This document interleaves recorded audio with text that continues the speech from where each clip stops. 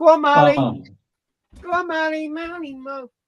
Because what it'll be, he'll want to go out smack bang in the middle of the doodah. Right. So let's just make sure. Okay. So the first thing on the agenda tonight, right?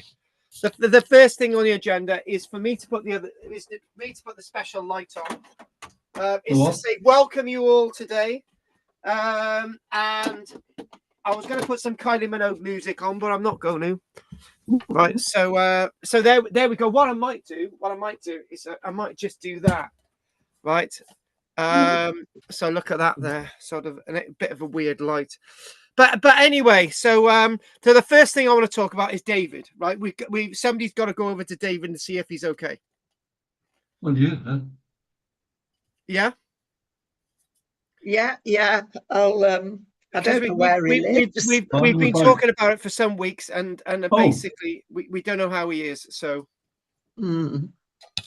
I've got his address somewhere, but I'm not sure whereabouts in Grange he lives. If you need it, I'll give it to you. Okay. Yeah. No, I think I've got it somewhere. Okay. Okay, that's good. That's good. But as I say, his phone is ringing. Yeah. It's not been switched off, so I'm assuming he's still with us. It's been 2 months now. Yeah. And it's not like Dave, right? It's just not like him at all. It's not. Did you say you'd written to him? What if he's in hospital? I have written to him, and I might write again. Okay. I might write again. So no daughter, anybody in contact or anything? He's got a niece, which we haven't got the details for. Oh. So he's got a niece that he talks a lot about. So anyway, yeah, that needs to be that. Yeah, it'd be good to know what's going on. Right. So right, Roger, anything you want to say, lovely? Yes. An interesting book recently. An interesting book on the short biography of Juba II. Of who? Juba, Juba. He ruled as a client king in North Africa between about 30 BC and 23 AD. Oh, it's interesting because he was very, very clever. He was captured by Caesar and nurtured by him and Octavian, who became Augustus. Yeah, they favored him and placed him in charge of the province of Namibia, current day Libya, then on to Mauritania, which was now Algeria. Very clever, very effective, and well liked. He spoke the languages, did everything, but he was captured as more or less a baby. It's very, very interesting because of the power he had and what he was given and what he achieved. He'd married Cleopatra's one daughter, so he was in the, in the limelight. What do you know about client kingdoms, Carl? Say that again. What do we know about client kingdoms? We've not said much. It's earlier. Oh, right. I can give you a good example about a client kingdom. Boudica and Prasutagus. That was a client kingdom. So basically, client kingdoms rule within the Roman sphere of influence. And in regards to the Iceni in Norfolk, a client king would reign until the death of that client king, and then arrangements would be put in place, which was highly influenced by the Romans to who ruled after. And in regards to the client kingdom and the will of Prasutagus, in regards to Boudica, that half of the Iceni land would be taken over by the Romans, and half of the land, according to Tacitus, would actually be taken over by Boudica. But in fact, as we know, the Romans did not think that having a female leader was any good. So therefore, it was probably an excuse, to be honest with you. The Romans wanted Norfolk. So that's basically what a client kingdom is. I suppose from that, the Romans could get a lot of produce or minerals and all the rest of it. There's something they can make on it. Yes. Besides keeping the peace. Yes. So basically a client kingdom. I thought, well, how does it work? Yeah, Client Kingdom is basically within the sphere of Rome. It's not an autonomous region. It's not an autonomous region, right? Like for example, the area of Petra, and I think it was one of the like Lycian states. Basically, they reigned autonomously within the Roman world, right? There were a few of them. It's a bit like the Isle of Wight and Jersey, and Gibraltar in regards to Britain, right? They're basically well, when you look at the Isle, not the Isle of Wight, I meant the Isle of Man. Sorry. When you look at the Isle of Man has its own parliament, right? The Isle of Man basically has its own rules, but it's within the British Isles, but it's basically autonomous. That's not a client kingdom, right? Jersey, for example, is in the same belt. A good example of a client kingdom is Hong Kong. Because Hong Kong had to be passed over, was it 1999, right? That's a good example of a client kingdom where after a period of time, when Britain has ruled for 100 years, right, it's then reverts back to China. That's basically what a client kingdom is. That's one example anyway. Anyway, thank you, Roger. Judith, anything you'd like to say, babe? No, nothing historical, but I would like to, it has rained here. It has rained here in the last couple of days, and it turned quite chilly. Yeah, it's getting colder here. Well, basically, what we've had in West Wales is that we've had a little sprinkling of rain, but it's done nothing. We're still having to water everything. The problem is because the ground is so dry. When it starts raining heavily, areas like Taffs Wells, areas of Cardiff, areas in like places like Lampeter, places like Carmarthen will be flooded out, and there'll be mass flooding.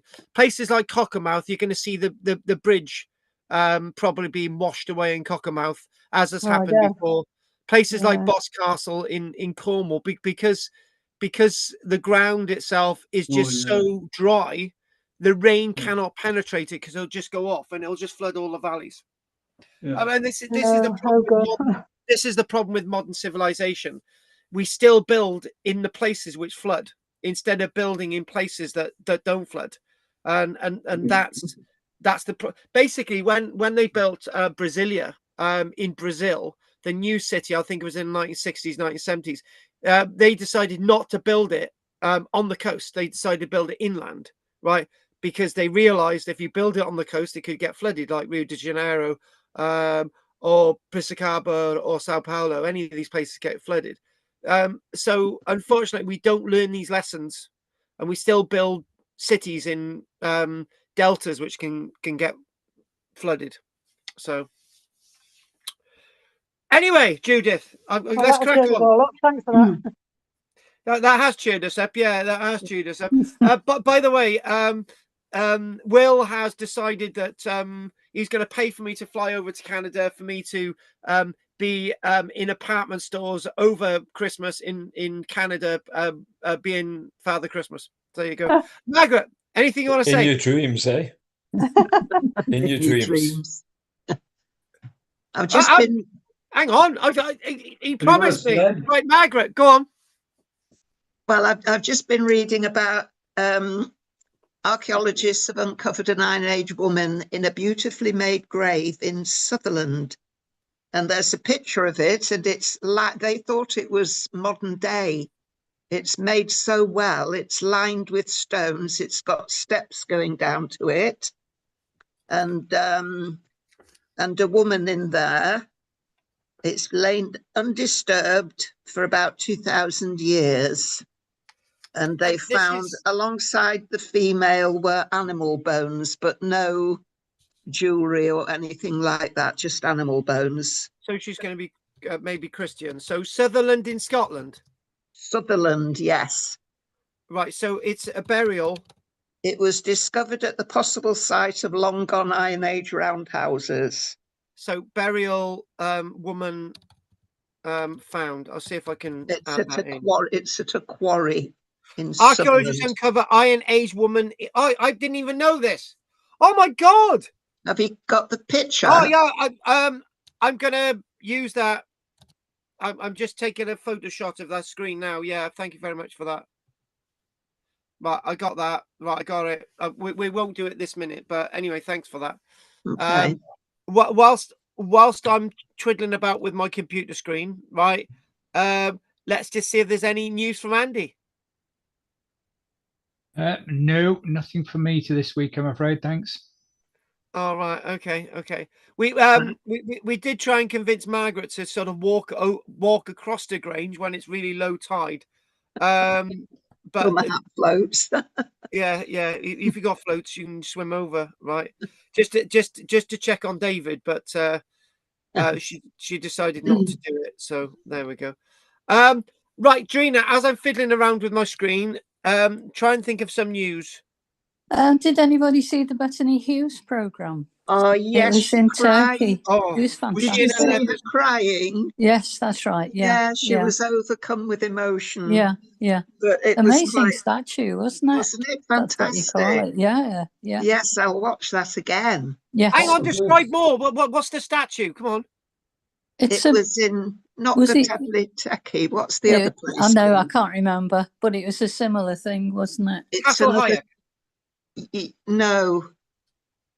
No, it's another Tepe. It's another Tepe. Yes. But it's older than Göbekli.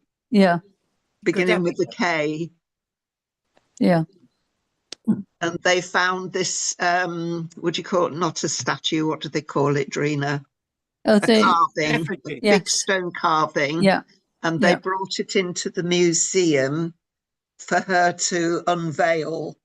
Yeah, it had only just been found, hadn't it? She said just 2 hours ago, she said, and I'll be the first person to see it. Yeah. And it was quite amazing. Yeah, it was. It was a boy lying on his back, I think, unless he was standing up and they just lay it down. I don't know. Yeah. But she got very emotional, and she did. She said, and look at all the crew. One of the men was crying too. They were all really emotional. Yeah. But it was perfect, wasn't it? Yes, it was. The head had got a bit of damage, but the body was amazing. Yeah. Yeah, go on. What was the program called? I've written it down somewhere. Yeah. It's on Channel 4, I think. It's called The Dawn of Civilizations. Right. Okay. But they had that kite again. You know, where they build walls to guide animals into a trap. It was massive. Oh, it's called Karahan Tepe. Never heard of it. My God, that's amazing. 12,000 years old. Yeah. It was very big. Yeah. Oh wow. But by the way, I've got these images of this thing that I've just been trying to put together. So we will be doing that as well. So as right, who else is left? So right, so we're Pat. Anything you want to tell us, babe? No. Sorry, I'm blank. And then finally, Will has to tell us something because I've got to use up a tiny bit of time whilst I set this image up on the screen. So well, you've got luck, Carl. I've got no news for you today. Oh, Will. Can you make it up? Can I make it up? Just say you might be going to several awards ceremonies to pick up prizes for my films. Oh, Anne's turned up. Actually, you should tell us how we can watch your films and where they might be located, or whether we can get a private viewing, or you can download a file, or are you putting it on YouTube, or what are you doing with it? That's the other thing, you know. Right. Actually, interesting enough, the Wildfire Outbreak UK is now online. You can see it on YouTube, and also Last Camp is on YouTube. The Caligula is on YouTube, but the new film that we're working on, which is going to take about a year and a half, that's but we'll be putting little bits of the stuff about that out. So yes, it's on YouTube. It's called Wildfire Outbreak UK. It's 29 minutes long, and then you've got the other one, which is Wildfire Outbreak UK, and it's called Last Camp. And then the new film is Wildfire Outbreak UK: Containment Failed. And I've got somebody to we're gonna come up with we're making a biohazard sign from 2010. We're gonna chuck it in my woods, right? We're going to let it age, and we're going to film people as they go past, thinking, "Why is there a biohazard in these woods?" But that's all part of it. That's all part of it. Talking about biohazards, Anne. Oh, I didn't mean you're a biohazard, Anne, but you know what I'm trying to say. Hello, Anne. Go on, Anne. What? I haven't done much this week. I watched quite a program about when hominids became human. There was a big, long discussion about it. At the end of it all, there was no sort of definition, although I hardly knew, but it was quite a nice discussion around the saying it wasn't very definite at the end. There's nothing wrong with being definite or indefinite. No, it isn't. It isn't nothing wrong. You're just going for learning how they looked at it and tried to work it out. True. Thank you for that. So tonight we've got there's 1, 2, 3, 4, 5, 6, 7, 8, 9 of us. If David had turned up tonight, then we would know. We're sending an expedition to David's house. Margaret has arranged to pay for all of you to go to see David on the train. That's nice. Thank you. So basically, she's even paying for Roger and Pat to go all the way up to Cumbria so that we can all stay in Claire's house. And then I all should going have to jump stayed in on North Wales. I could go up from there. It was that Very busy. generous, aren't I? Yeah, we're all staying in your house, Margaret, by the way. Lovely. Yeah. Okay, I was good. talking to a friend today. Yeah. And I said, if you had a little dinner party, who would you invite? It can either be somebody from the past or the present. And she said, Lucy. She said, Lucy. I said, well, she wouldn't have been able to talk, would she? Who's Lucy?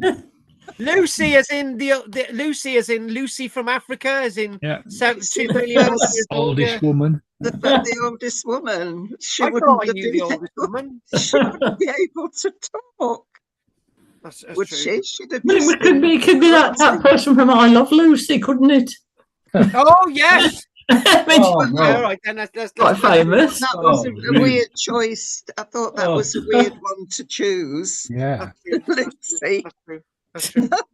on that note, we're going to crack on. So tonight we've got some a little bit of a discussion, if we get to it, about glass from Colchester, Boudica, and the burning of that. We still haven't arrived at the layers because I still wanted to do something else, and I did say last week. So we're going to be looking at animal bones, but we've got a description. We're going to be looking at some fruit and veg. I've got some news, some little tidbits that I've just got from the internet this week. I have on my YouTube channel been looking at various excavations around Britain that have been on my YouTube channel, which I won't cover tonight. But obviously, with the stuff on the YouTube channel, I put a video on and it stays on 24 hours. Then I make it just for my YouTube members only. But that's what's going on. So we've got a few things to go tonight. So let's crack on. Judith doing a great job of being my aide de camp. Aide de camp. Basically, Judith's my aide de camp. Basically, an aide de camp. It's somebody who looks after the leader, right? That's me, aide de camp. Right. So basically, can we start off with this tree? If you must. Hang on. Can we just start this again? Margaret, can we start off with this tree? Yeah, go for it. Are you seeing a tree? Yes. Right. This is Betty the birch. She still lives. She's in a woodland called Randorwen, which is near Llandovery. If you've seen the news, which I'm really angry with, you get you get fires in Manchester now, and it's big news, right? But the ones in West Wales are quite serious, where people have had to evacuate a whole village. Miniature town was evacuated in West Wales, actually too. This doesn't hit the news, and this is what gets me really angry with this new Prime Minister. It's all about Manchester. But sorry, I'll be political. But the fact of the matter is, it's got me really angry because we've got all these villages, all these important archaeological historical sites, trees, hedgerows, grasslands, animals, all affected in West Wales. And this was going to be one of the trees. This is Betty the birch tree. She's about 450 years old, one of the oldest birch trees in the country. The fire was literally 20 meters away from Betty, right? The entire mountainside went up, but they got in the army, the Gurkhas, they got in the they got the likes of the fire brigade, they got them all in, and they saved the tree, and they saved the guy's house. So they managed to save, basically, if the army wasn't called in, and if there wasn't enough fire brigade, then the entire village would have been lost. Terrible. And basically, I'm sorry I've sounded political then, but we've been stopped having aircraft to fly over in Wales to stop these fires because they've been flying over Manchester. It's really made me angry. The resources have been cut from Wales to stop our own landscape going up in flames, but we've managed as a people to bring in the army and the fire brigade and the police to do something about it. And we managed to save this village, which is an important village in history. So there we go. So that's one success story. And I need to shut my mouth. I did actually say one thing online, which really upset a few people. I said that any of these saboteurs who have been setting light to these fires should be executed. And that didn't go down with a few people, but I was getting really angry. But they managed to save the village. What's the name of the village, you say? Randorwen. Randorwen or Randamoyne. All right. Randamoyne near Llandovery. Yes, and the weird place is Michelle works in Randamoyne, and the college that she works at had to be evacuated, and the whole village was a ghost town because they thought it was going to go up in flames. So yeah. So anyway, let's get on to the spirit of what we're doing tonight. Oh my God, I'm sorry, I've just I went off on one. Do apologize, but anyway, so what I've gone through my phone, right? I've picked out the little things that I've saved off the internet. I've cut and pasted them, right? And I just thought, oh my God, OMG. I haven't shown you this image before. This was to do with the likes of Herculaneum, right? And interesting enough, one thing that I absolutely love about this is the proof that earth tremors, rebuilding, reconstruction has been going on in the likes of Herculaneum for a very, very long time. So what you can see there, at some time, right, there was an earthquake, and then they did this little bit of patching up here. Another time, there was another earthquake. They did some more patching up. Another time, there was an earthquake. They did some more patching up. These are roof tiles off a roof.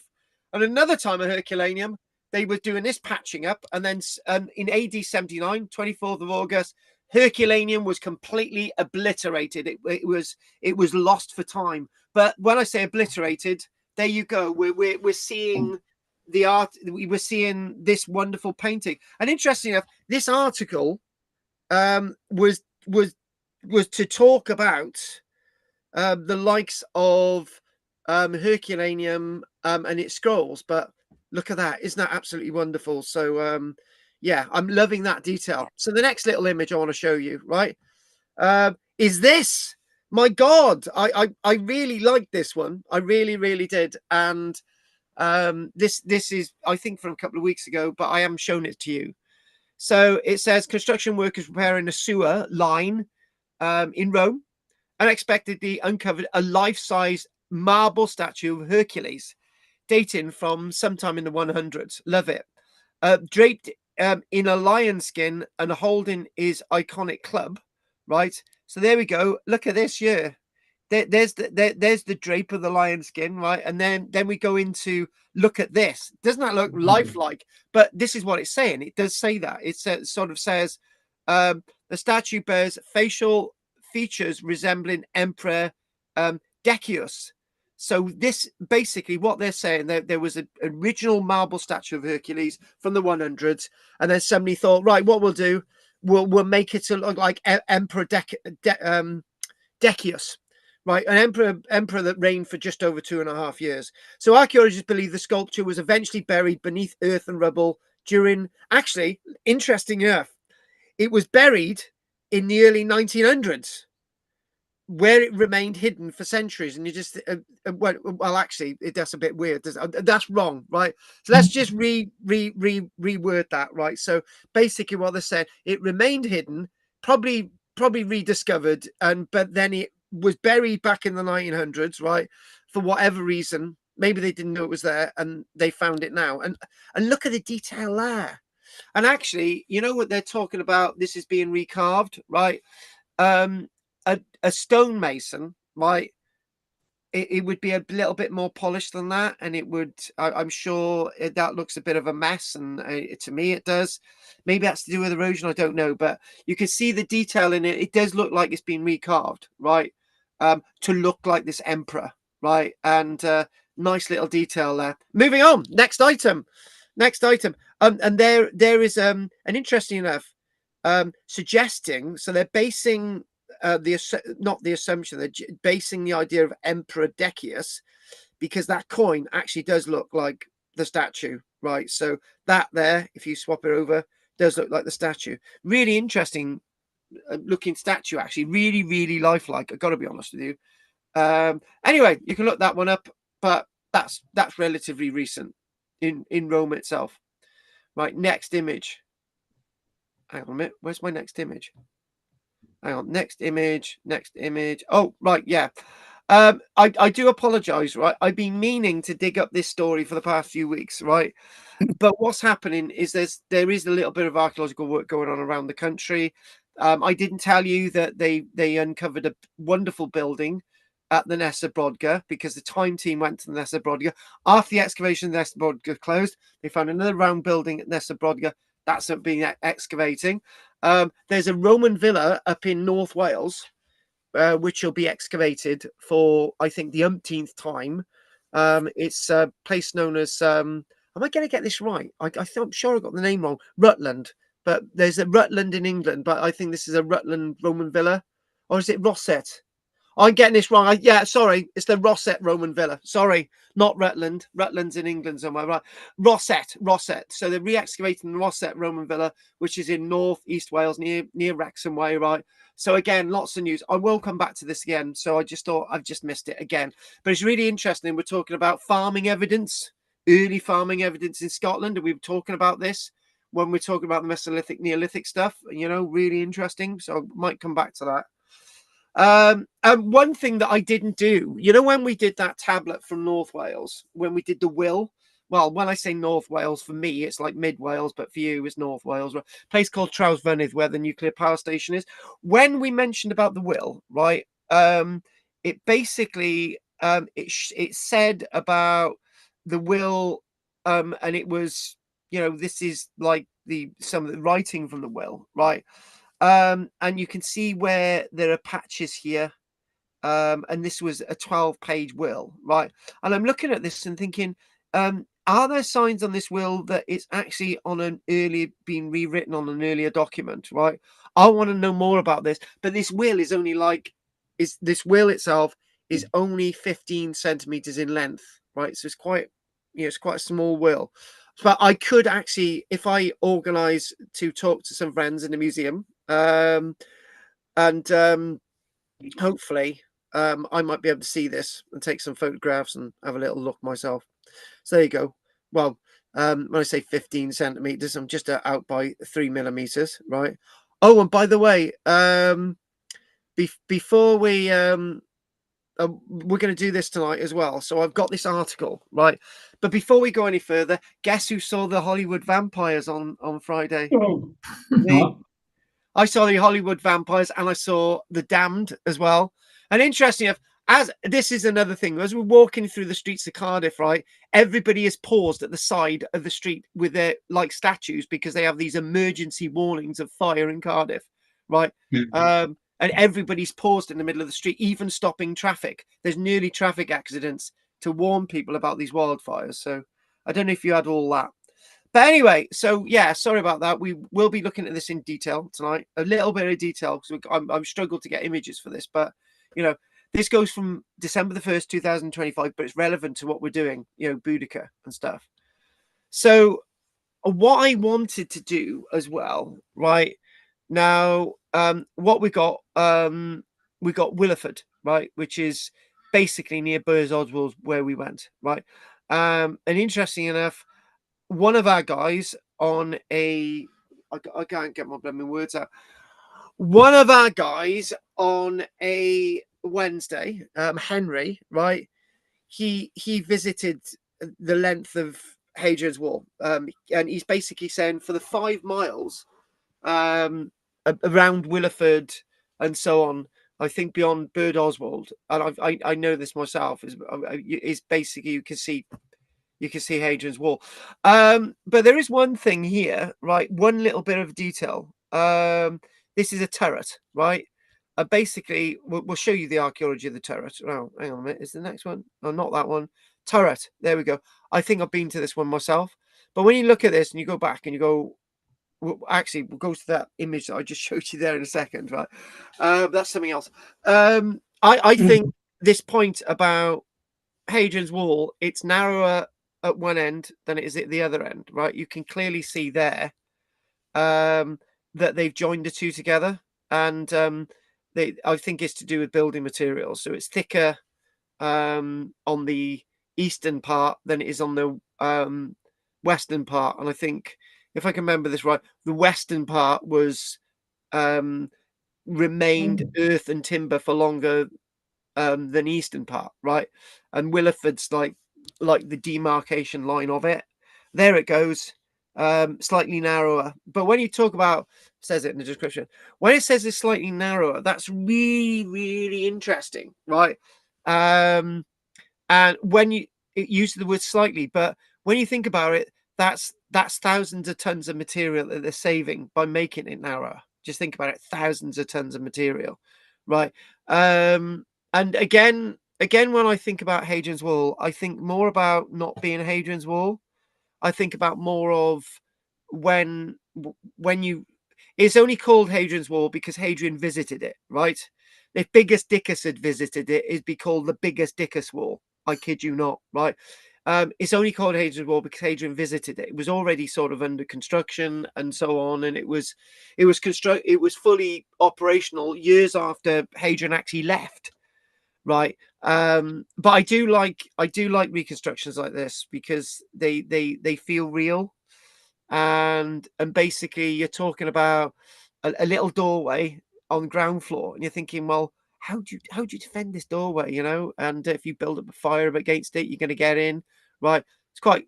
And the other thing as well is, I would say this would be whitewashed. It would all be whitewashed, and the reason rendered and whitewashed, the reason if you render and whitewash it, you can't climb up the stonework, right? If it's not rendered and whitewashed, you could climb up that, right? You know, it wouldn't take a few sort of a few wooden dowels to sort of put them into the mortar, right? That's a step up. Cut more wooden dowels, and you're up, right? And you're onto the top. It's a bit more difficult to do when it's rendered or whitewashed because you can't see where the beds of the stone are. They've got a thought, put that on there. Oh, by the way, right? We're mixing this in with this, and we're mixing this in with this, right? And it gives you a little bit of an idea. I love this, and I've been mentioning this a bit. And again, I love the fact that in London, there's I've mentioned this so many times. We looked at the example the other week. I think we did, or did I make a video out of it? I can't remember.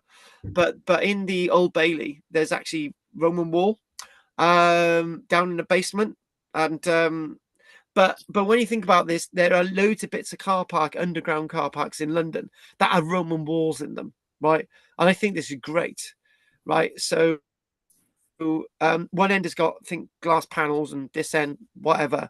And what you can clearly see is the stonework there, and then you've got these bricks that run through the wall that tie the wall, and you've got these stones, and you've got more ties, 3-4 courses of tie stone, and then above, this is to give the wall some stability, and obviously rendered, whitewashed, or it may have looked red from the outside, right? So I do mention this, and I thought I'd mention it again. So there we go. This is, as I say, Willowford East turret 48A. I think I've been here with my little son Ruba Tuba, and this is as we're heading away, and I just looking at this and thinking, when you look at this, you see more stonework here, and you see that it's stepped. This is to give it some more stability when it's being constructed. And again, when you've got these turrets, you have you have two, right? You have a mile. Start again. You have a fortlet, and you have these turrets, 2 turrets, and you have a fortlet, 2 turrets, fortlet, 2 turrets, and that goes on like that. And you, along the way, you have these forts and fortlets, and you know, you with these things, you'd usually probably have a little garrison of up to a dozen men, maybe less than that, and obviously the little sort of you got the mile castles in between, and the mile castles themselves, the little bit of a bigger garrison, and obviously the fort's much bigger again. We've mentioned that before.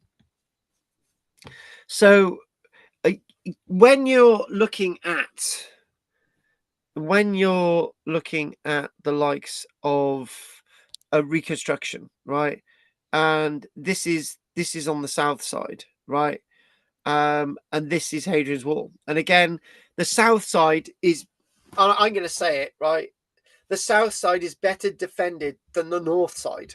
I've said that before. I've said that more than once. What am I saying? You work it out, guys, yourself, right?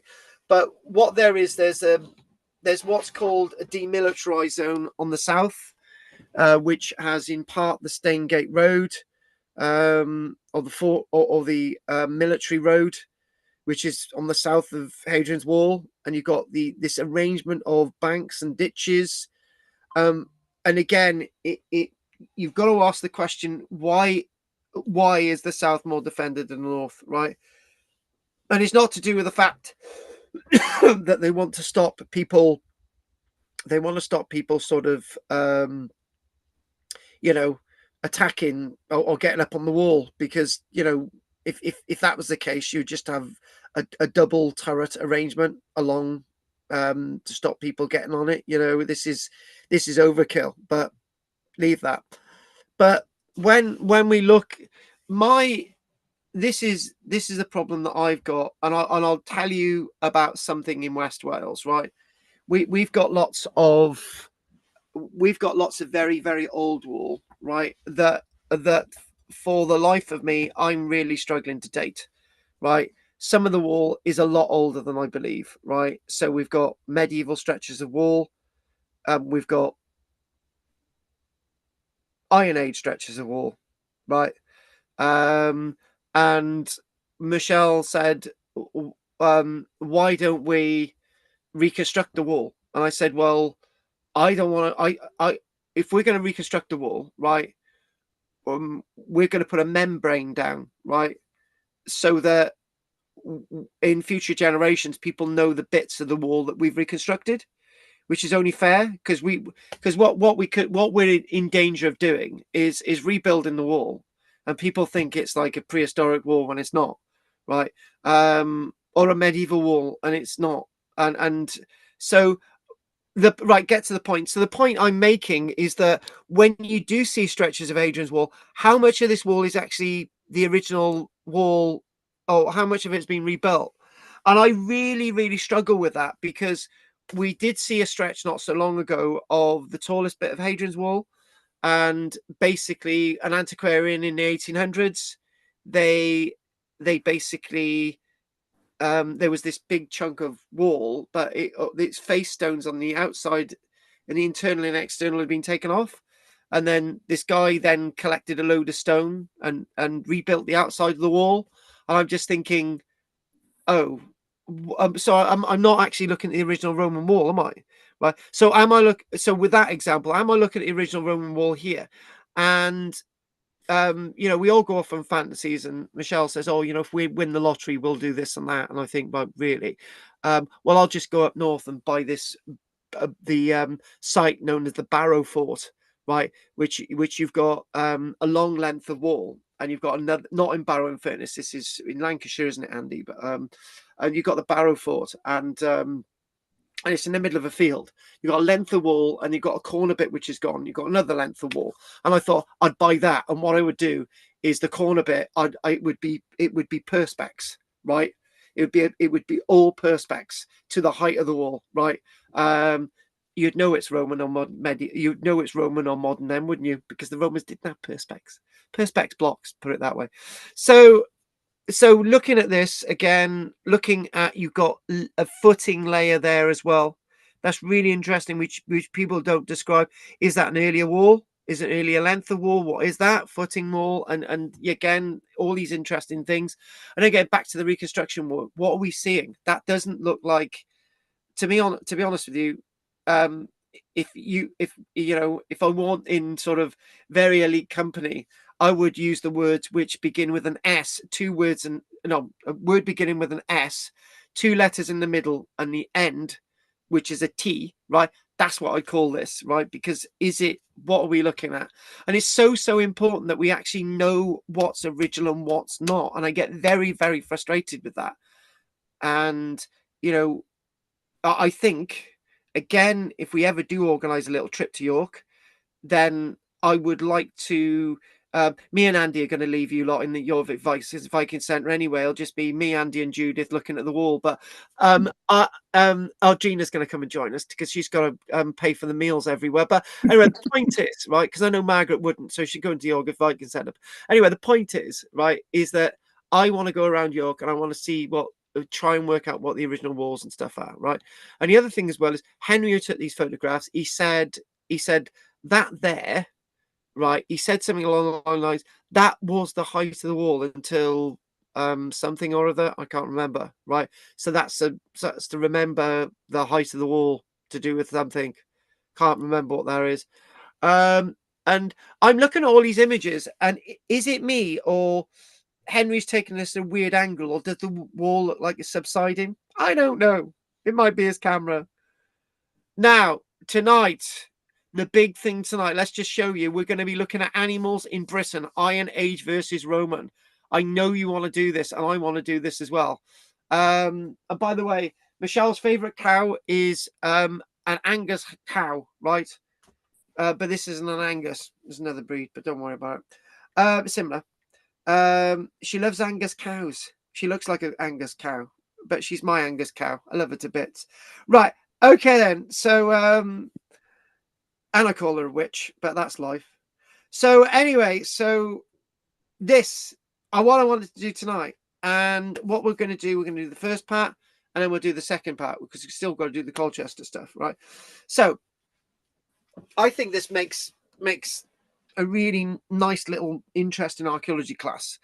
And again, we started a bit late tonight and with lots to say, and I've got to chill out a bit more.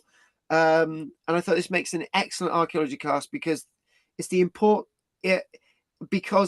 story is not simply the Romans brought new animals, they also transformed the size breeding, use and consumption of animals already living in Britain. So do you want me to let's not break that down. The answer simply is the little dirty little sheep I've got that I cuddle and I chase around the field, and I got my little pet sheep, right? Blah, blah, blah. Right. Those are the little sheep that used to be in Britain before the big sheep that you see today. Right. That's fact. Right.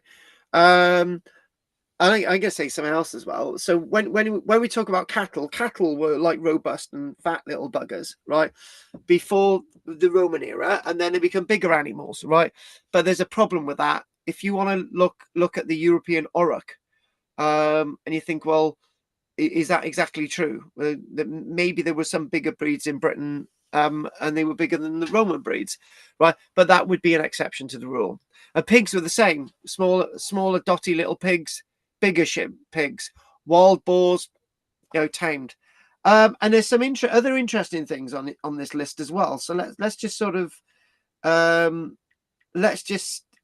go with the flow. Get my notes. So if we think about, for example, if we think about this, and we'll look at the chart, for example, cattle. Archaeologically, with Right, in absence of archaeological evidence, aerial photography, you see these weird corrals from the sky, right? Banjo enclosures, corrals, whatever, right? They're not for sheep. They're for bigger animals. They're not for pigs. Other than giraffes, right, which they didn't have in Britain, Judith, right? Cattle, right? Cattle, they were for cattle, right?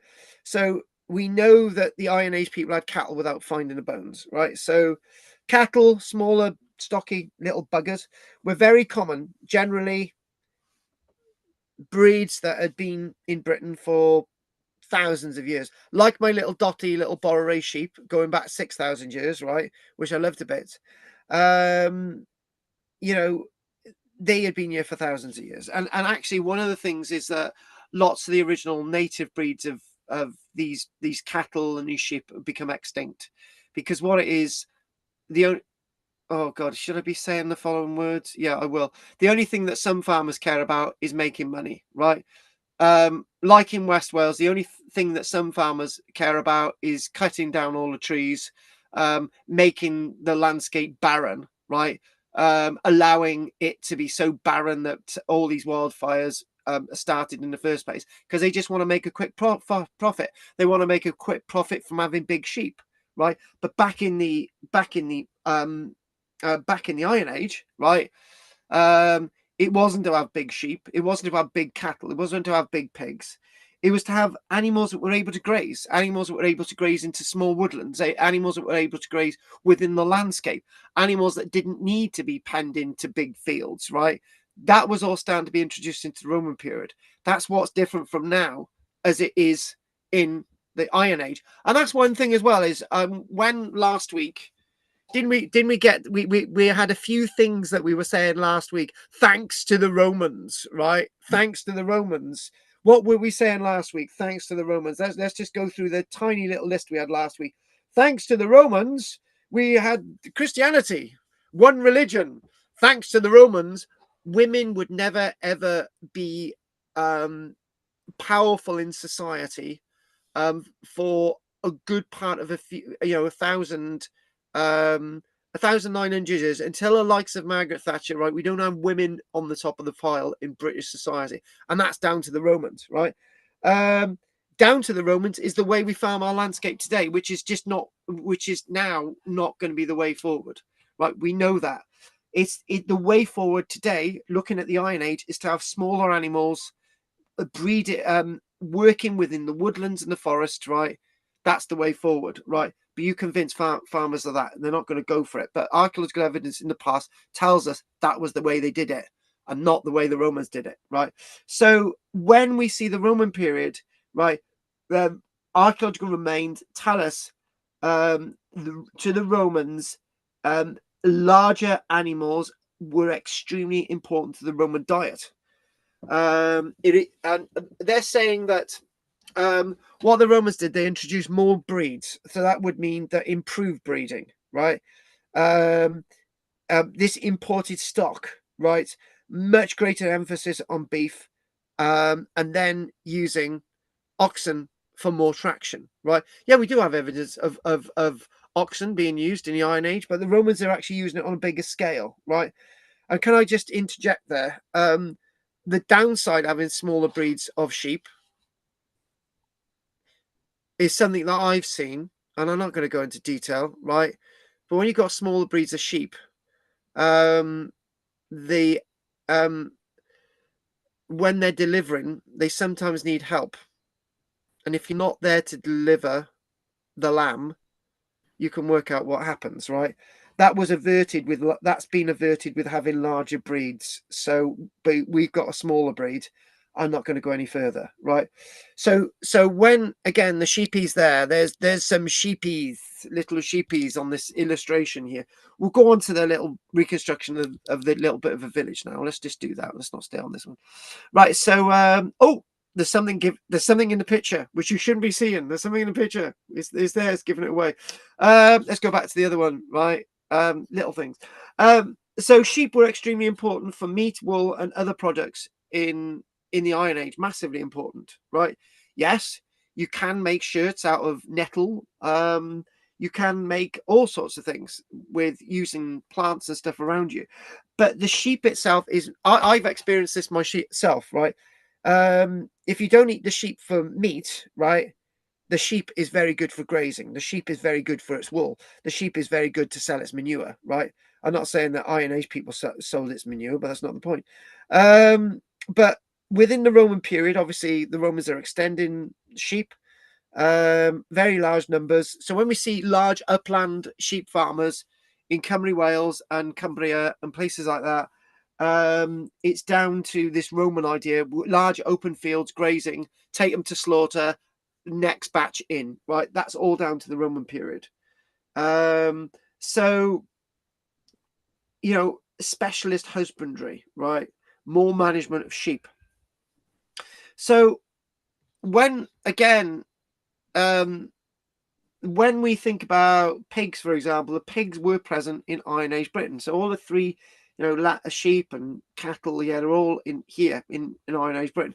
But pigs themselves, you know, pigs themselves, now this is rather interesting, where pigs themselves were being used in the countryside, right, alongside the sheep and cattle. You can't really have sheep and cattle in a town, but what you can have in a town, right, is pigs. People can have a townhouse and have a pig outside, fatten it up, slaughter it, job done, Bob's your uncle, right? Pigs are good for rooting. And guess what else pigs are useful for? Let's just be men, and women are women, right? Pigs are good for rooting through human fecal matter to eke out the stuff that humans haven't digested, right? You know, as a human myself, right? You know, when you're eating something, you don't digest everything, and it's perfect for a pig to digest, right? So, so when it's gone through a pig, it's, your pig has processed it, it's gone through a pig, then it's good for spreading on fields. So pigs are good to be in the old dunny, basically. As well as in the Roman period, pork is consumed increasingly. And this is the thing: pig is massively important to Roman markets and so on, as much as they are to go through human waste. Because pigs will digest anything, won't they? They'll digest bones. And they say, if you're going to kill anyone, right? I wouldn't suggest anyone killing anyone, Judith. Don't get any ideas, right? But if you kill anyone, right, you just feed it to a pig and there's nothing left. So job done. Be very suspicious of a woman who looks like a witch and has got a pig in the garden, Judith. Job done. Judith said it, not me. I don't think Judith looks like a witch. She looks like a Fraggle, not a witch. A witch? What? Yeah, she's the one who said a witch. I thought you said bitch. What was that? I did not say that. I thought that Judith said that, Roger. Very cutting. Oh. No, I didn't call her that B word. You shut up. Oh. Judith's a lovely woman. I've met her and I've flogged her loads of books and t-shirts. She's really good money-wise, but anyway. My statement, yes. Judith's got a use, and I also owe her some rhubarb, which yeah. Oh my God. Yeah. Right. Roger, can you just shut up? Right. Yeah. So, horses, right? Horses, not horses. Horses were already present and important, widespread use in widespread use, but basically, right, they become more widespread within the Roman world because the horse itself is going to be quite important for the military. There's going to be more horses coming over. Even the horses become more slender and taller, right? The fat, stocky horses, which were brilliant for draft animals and occasional riding, right? Obviously, the Romans are introducing more slender animals for various other purposes. So again, the Romans didn't introduce the horse; they were already here. But military and transportation systems altered the horse's use. Now, there you go. You got a doggy there. Woof woof. Woof. Oh, Roger, what is this? A stereo version of my classes? Right. Shut up. Right, dogs. Dogs. I need an enema after this. I can't handle this. It's too much. Right, dogs. We know that dogs have been domesticated in Britain for over 10,000 years. Right, so dogs were already here. Right, really, really were. Right. And can I just mention something that occurs to me in my little mind? In my little mind, folks. Right. What have I got a pet animal of? I've got a lamb. Right. Now, lambs get imprinted on the person that feeds them, right?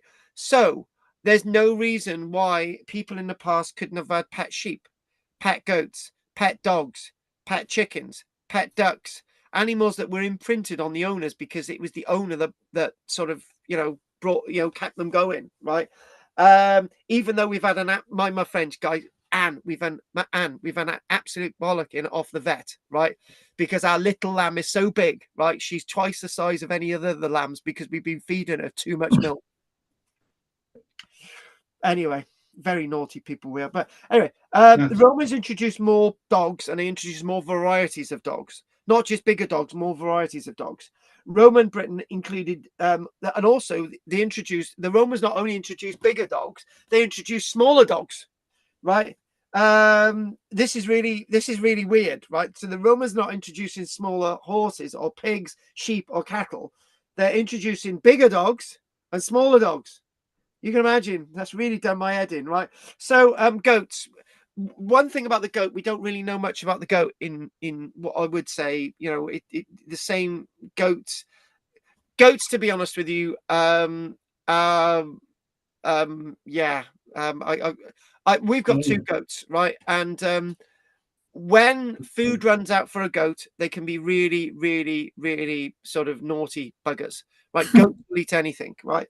So, and when you've got a small sort of village and you've got goats running around, you much prefer the other animals. So, by the way, goats. By the way, guys, goats are good hedge grazing animals. They're not really good at grazing land. That's for the sheep, right? But if you've got goats grazing hedges when you've got conditions like this, and by the way, there would be more summers like this, like we're getting now, folks, in the Roman and Iron Age, right, than we get today, right? Because it was 1 to 2 degrees higher, roughly around the birth of Christ. So you can imagine temperatures like this would be a lot more common. So having goats would be a pain in the buttocks, right? And Roger, yeah, I'm just trying to use nice words, and you just spoil it. You really do. Anyway, so goats are generally not really. We got argument what the hell they're doing, but that's life. Goats. You do get good goat's milk, right? As well as being headbutted at the backside half the time, but anyway, goats are very friendly. I find you can always talk to goats and they almost talk back when you. Yeah, sorry. I really find them lovely. Sorry to interfere, as long as you've got something to feed them. Yeah. Right. Anne, right? I'm gonna take par with you now, right? And why I'm gonna take par, right, is that I had this wonderful lecture planned in a church graveyard one day, right? And I had 15 people there, right? And I had this really good lecture planned, and I had these notes in front of me, which I was going to read out to them, right? As I'm stroking the goat, right? The other little bloody goat is eating my notes. Right? So I have got a problem with goats, right? And do you know what I turned to everybody? Right, oh, sorry, folks. I can't tell you much about what we're doing because the goats have eaten my notes. They'd eat those houses. It gave you a good story. Yeah, left with a good story, didn't it? You'd just been able to tell us. Yeah, it was. And I don't know what Andy just said. What was you just saying, Andy? They'd be eating those houses there as well. The roof lines are way too low. Yeah. Exactly. The goats would be on that roof. Yeah. So in other words, Andy's got a good point. Your little sassy little goats, Anne, right? They're just nice to you, but to me, they're a bloody nightmare. You know, I've had like notes in my pocket, plan of what I'm going to do today, right? I've got no plan to do because the goats have eaten it. Oh yeah, they eat anything, don't they? Yeah, exactly. Yeah, they can come over to your place anytime. Loving it. Right. Anyway, so what we're going to do, we're going to have this sort of static list on the chart, right? So we're going to we'll sort of recap on some of this. But anyway, so it tells you a lot more about whether they're native and stuff. But we'll just we'll keep that there and we'll recap on some of that. So red deer, right? They're not being introduced by anybody. They're already here, right? And the Romans, when you come into in regards to red deer, right? It's not on the chart, but attitudes towards red deer in the wild in regards to the Roman mindset changed, right? So red deer is to be domesticated rather than wild, right? So this is what we're talking about, right? So roe deer, right? Do you know what? And here's another little story, right?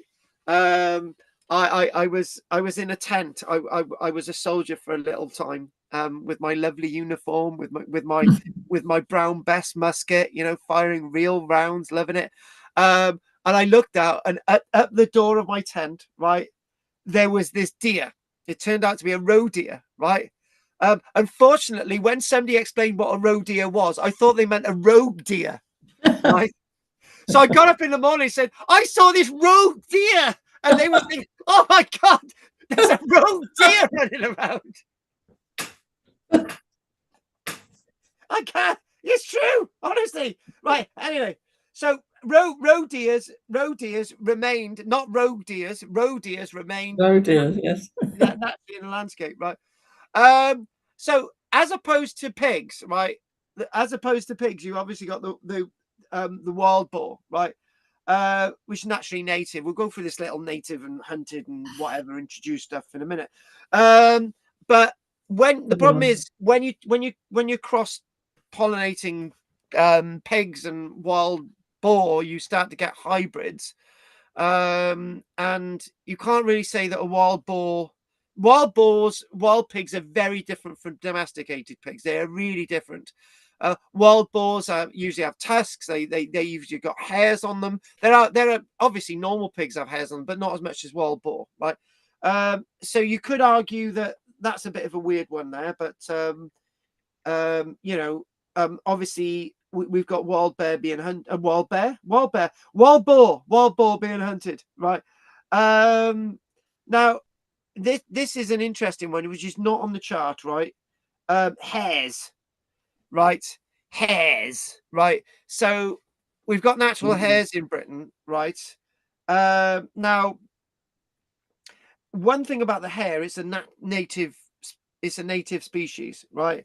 And the hare itself. Now, this is really a hare itself is venerated by the Romans, right? And I would say the hare itself is venerated by Iron Age people.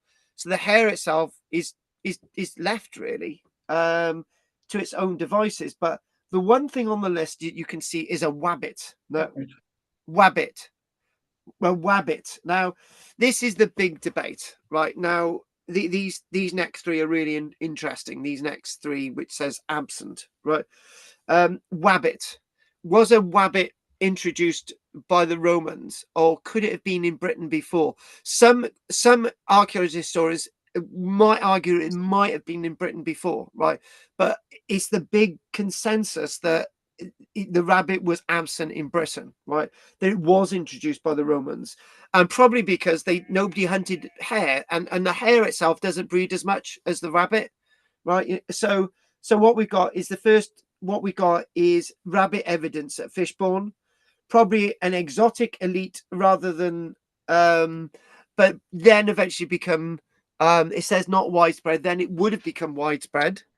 And the rabbit itself can be a very destructive creature indeed. In fact, Matt, okay, don't tell me Anne's going to say rabbits are really bloody nice. I tell you what, Anne. Flopsy, Mopsy and Cottontail are, aren't they? What's that? Flopsy, Mopsy and Cottontail are. I don't care about Flopsy, Mopsy and...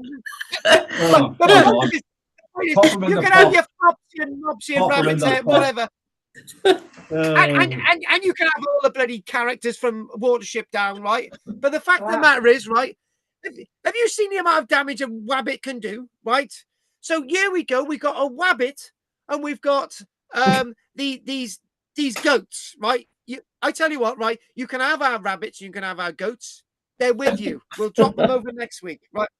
Now, the interesting thing, this is a really interesting one where you've got introductions of deer types, where you've got, for example, fallow deer, right? They're absent in the archaeological record. They're introduced by the Romans. And this is, you can imagine that the fallow deer is going to be quite destructive within the landscape as well. So you've got 3 species that are really destructive, which are really introduced by the Romans. And improved by the Romans, right? So the goat's probably being improved by the Romans, the rabbit being introduced, and the fallow deer, right? And there you go. There is one that we've missed on the list that you haven't, nobody's mentioned yet, but we'll go back to that one. But when we go back down the list, so the black rat, right? Now the black rat was absent from Britain. It was probably introduced on ships by the Romans, right? It may have already been in places like the Scilly Isles and maybe in Cornwall, but obviously it's been introduced by the Romans, the black rat, right? And I do believe if somebody can actually correct me on this, I do believe they blame the black rat for spreading the plague, but there's only 2 native natural in the outside populations of black rat in the whole of Britain now, so I'm told. Right, one on a weird little island somewhere. Directly, I think. Yeah. So, say that, Rog. A lot of the transmission was not just the rats, but it was through humans. You know, it's. Yeah, Roger. I said, Roger. I correct myself. Yeah, they say the black rat was blamed for the plague, but the black rat is not the main instrumental thing for spreading the plague. So Roger is dead, right? Yeah, with the fleas. Yeah. Yeah, that's right. This, go on, Rog. Little jumpy things. Yeah, shut up, Rog. Right, chickens. Now this is an interesting thing. Now, chickens we already see in Britain, right? Before AD 43. Now, I would argue that some people would argue that but we've got bones of chickens on Iron Age sites. We do know they're about, and exotic types of chickens would have been introduced by the Romans as well. And not actually a Roman introduction, but the Romans greatly expand its keeping and eventual consumption. Right. So out of all of this, looking at this nice little chart, we won't go through this all again as we did, but cattle, sheep, goats, pigs, horses, dogs, types of animals, they're all present, but their increased use, well, forget the goats, but the increased use of all of these is very, very important. And pigs, more being found in the archaeological evidence of towns, and obviously more use of cattle as draft animals as well, more emphasis on that. And then when you talk about these things that are absent, rabbit, fallow deer, and black rat, even 2 of those are used for food, right? And 1 is accidentally in Britain. This is a really interesting sort of chart and really interesting way of looking at all these species. So we'll have a little bit of a break in a minute, but if we want to, we'll do more of this after. We'll do a little bit more of this after the break, right? Because we've got a couple of little pictures to look at, right? But if we look at, I may actually go to that little bit in my notes because it might have a bit too much to do after the break. But anyway, so yeah, we go summary. Iron Age Britain had a native livestock economy based on cattle, sheep, and pigs, along with native animals and wild animals and chicken. They're saying chickens were present but rare. Now, that's a really difficult one to factor because when a chicken dies, it's quite easily consumed, right? When a cow or a pig or anything like that survives, you've got to bury it because it stinks, it goes off quick, right? But chicken carcasses are going to quickly go. For example, this morning, right? Well, this afternoon, don't ask how this has happened. We've got a duck that's incubating chickens, right? And we've got the duck has accidentally squashed 2 of the chicks, and they're no longer with us.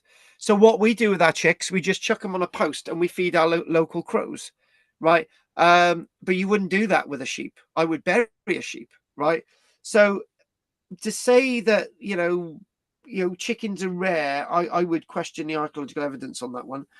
And then go into the big picture. The Romans changed Britain's animal world by improving breeds. There you go, and increasing the scale of existing stock size. Changing diet and demand. Introducing new or exotic species: fallow deer, rabbit, black rat. Okay. I don't go talking about peacocks, right? That's another thing altogether. Peacocks. Well, we're doing this after the break. Vegetables and fruit. Shut up, Rog. So the interesting thing about rabbit, right? If we can look at a little bit more of an image like this, pre sort of Roman build palace, but looking a bit sort of modernized. So a rabbit tibia was found at the Fishbourne Roman palace that dated to the early phases after the AD 43. It showed no butchery marks and may have belonged to somebody keeping it as a pet, right? But when wabbits get out, they get out, right? And obviously by the medieval period, there's a large permanent population of wabbits. So maybe what I'll do is I'll do mention a little bit about chickens, and after the break we'll talk about some more of the livestock. So the chicken needs a correction to the traditional story. You will often see lists saying the Romans introduced chickens to Britain. Again, I mentioned that. That's outdated. Chickens reached Britain during the Iron Age, centuries before the conquest. Initially, they appear to have been unusual, prestigious, or ritual animals rather than everyday food. I'm going to just go with this. Under Roman influence, they became much more common, and chicken consumption increased, especially at Romanized urban and military sites. And you can imagine, jokes aside, there would have been Roman examples of Kentucky Fried Chicken. Archaeologists have discussed this when they've excavated some areas. For example, the archaeological excavations at Caerleon by the old University of Southeast Wales. They found some bones from, I think it was, oh God, cat. It must have been cat. It's got to be. They found a load of ribs, sort of in a little dent in the ground, and there was behind that there was a wall, and they say that must have been an outlet near the amphitheatre in Caerleon of an early form of like a McDonald's. They could have equally have had fried ribs, that they could have done that easy. So it's not too far away from modern day and age. So on that note, it's 8:31, right? And somebody's going to say I haven't seen a single image tonight. Oh my God, why didn't you tell me? Roger hasn't said much. He must have fallen off his stool or something. Fair enough. You didn't bum me. You didn't bum me. This picture there was very. These creations, they're not sure how good they are, but they're very interesting. Looking at that last one, yeah, thinking of the roundhouses, what we try and do sometimes. Imagine a day at this scene, what they have to deal with. Yes, I think it's you think, it's all the little things that could go wrong. It's a battle for survival very often, and that is the battle, Roger. That is the battle. Yeah. And I think that this is what fascinates me. It's a different world, and you've got to take it in sometimes, and it's really revealing then. Actually, Roger's made an exceedingly brilliant point, right? Thank you, Roger. Roger, you made a good point for once with my. I gotta keep trying to fags. But yeah, see, I'm chosen for raw smoking, you see. But anyway, the point is, Roger, is that say for example, an average day with me now, right? When it's raining, right, I don't have to fill up the water troughs, right? So that's one less job to do, right?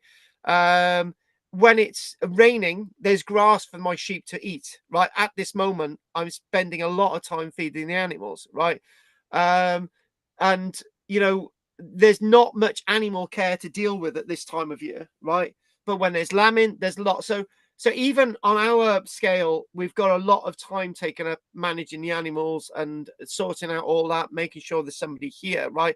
Yeah. We have got electricity. We have got well, obviously they would have had water storage, right? But we've got electricity, right? So having electricity means that our lives are a lot better than them, right? But then again, they didn't have iPhones and all the rest of it to distract them. So there's something in that. But Roger's point is really, really important. And the other point, the other key point, I know we were joking about it a lot. The other key point is that about goats. Andy said about goats. If you have the roof lines so low, the goat is going to eat the roof, right? The goat will try up and get up on that roof. And therefore, you've lost your protection and covering for the winter months. Is it a wise idea to have goats?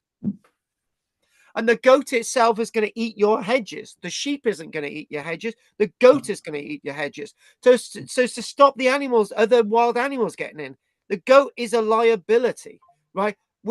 Our goats themselves, right, have to be tied up, right? So we can't let them loose. So our goats are moved from that bit of the field to that bit of the field to that bit of the field because we cannot allow our goats out. They're a liability. Yeah, that's a good point. Yeah.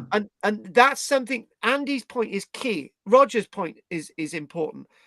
All of these together mean that we're able to work out the landscape and understanding how the landscape worked. And the answer is to all of this, if they are keeping goats, how are they keeping them? Right? Because they can't keep them chained up like we do, but we're looking after them all the time. So we're moving them around. So there you go. Right. Judith. Were there any wolves or foxes, or do they come under dogs? Foxes, bears, beavers. You've got pine martens. You've got lynxes. You've got all these creatures, right? All of these creatures existed, but our particular thing tonight is looking at animals that were introduced, used, and consumed by people in the past, right? That's what we're interested in. But when you when you think about wild animals, there's one thing about a wild animal. For example, if you've got a mixture of animals, say for example you've got a shed and you've got a couple of sheep, you've got a pig, you've got chickens, right?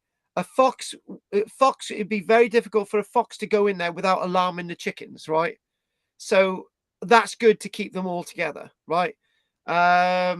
So you've got all these natural barriers, but if a wolf got in there, it would do some real damage. But yeah, wolves are still wandering around Britain. We do believe that basically Queen Elizabeth said that she would give, what was it, a shilling for every pelt or something that came from a wolf. So to be able to say that wolves were still in Britain in the reign of Queen Elizabeth. So yeah, bears, that's another question altogether, but we'll do that again. Right, Margaret. I think looking at bones that they found back in the Iron Age, it would see, they found these places where they think they've had feasts, ceremonial feasts, and it nearly always seems to be pig bones. That seems to be the luxury meat, doesn't it, from back then, the one that you'd have if you were having a big feast. Well, I've got to be honest with you, and the other thing as well with a pig, right? A pig is extremely difficult to keep, right? So you're not going to want pigs to get to full maturity, right? So the best, talking from a point of view in regards to farming, from a farmer's point of view, a pig is going to be very difficult to keep. However, it's going to be very good for eating human fecal matter. It's going to be very good for rummaging around in woodlands. It's going to be very good for finding food that you don't need to feed it, but you don't need the pig to get to full maturity. So butchering a pig about 10, 11 months old is probably the best thing to do, right? And you do actually find them in regards to lots of the paraphernalia in regards to prehistoric collections of archaeology. But then again, the Romans are seeing different advantages with having different animals in different circumstances, rather than certain populations having pigs and a few sheep and no goats and, you know, cattle. So did we already have swans? I know they used to eat a lot of swans in Tudor banquets, didn't they? I'm going to take a point and say yes, because a swan is a native British species. I'm sure it is. So's a goose. Yeah. So's a goose. Do you know, when I was growing up, we only ever had, I mean, now you can have chicken all the time, but when I was growing up, we only ever had chicken at Christmas. That's right. It was very special, wasn't it? Just for Christmas. They didn't have goose. That was a big thing. Yeah, but you're special, Roger. What? You're special. Basically, you be lucky, right? All I had for most Christmas, Sunday lunch was pig's trotters. I would have the sweet bits. I didn't know what sweet bits were. I used to have the sweet bits. I used to have pig's trotters, and even being fed monkey's brain when I went to Greece once. And yeah, my parents were my parents used to eat the chicken and the good stuff, and the children used to eat all that stuff. So that's what I can remember anyway. Did you know, I saw a program about Highland cattle, and apparently they were nearly always black, and it was Queen Victoria preferred them to be the ginger colour that you see now. So it was her that decided that they should be ginger. Well, there you go. Good old Vicky, a good old queen. The thing is, when you think about it, you know, this point that I made last week about this sort of these stereotypical firm women being in society, and then I leaped in and said you don't really see it until the end of the 1970s with the likes of Margaret Thatcher. That's true. It's just Victoria found herself in that weird situation. And Victoria didn't change a lot of women at all in Britain. I got to be honest with you. You can disagree with me. Queen Elizabeth didn't change a lot of women in Britain at all, right? So you've got these two powerful women that could change a lot of women in society, and they just didn't. When did Queen Victoria intervene and say women have got to have the right to vote in her reign? That didn't happen. You have to have people. You have to have suffragettes. This is the one thing that Michelle says. When women get into power, they squander their ability to allow more rights for women to flourish in society, and that is very true when we look at Victoria. Very true. Yeah. So anyway, let's move on. Pat, anything you want to say? No. Okay. Anne, anything you want to say, love? Yes, looking at all this food they were having, I mean, this was a bit later, but what came first, animal husbandry or farming? Right, okay. Let me do that from the point of view that I know. Right. Unfortunately, this is a really interesting question. I do have the answer.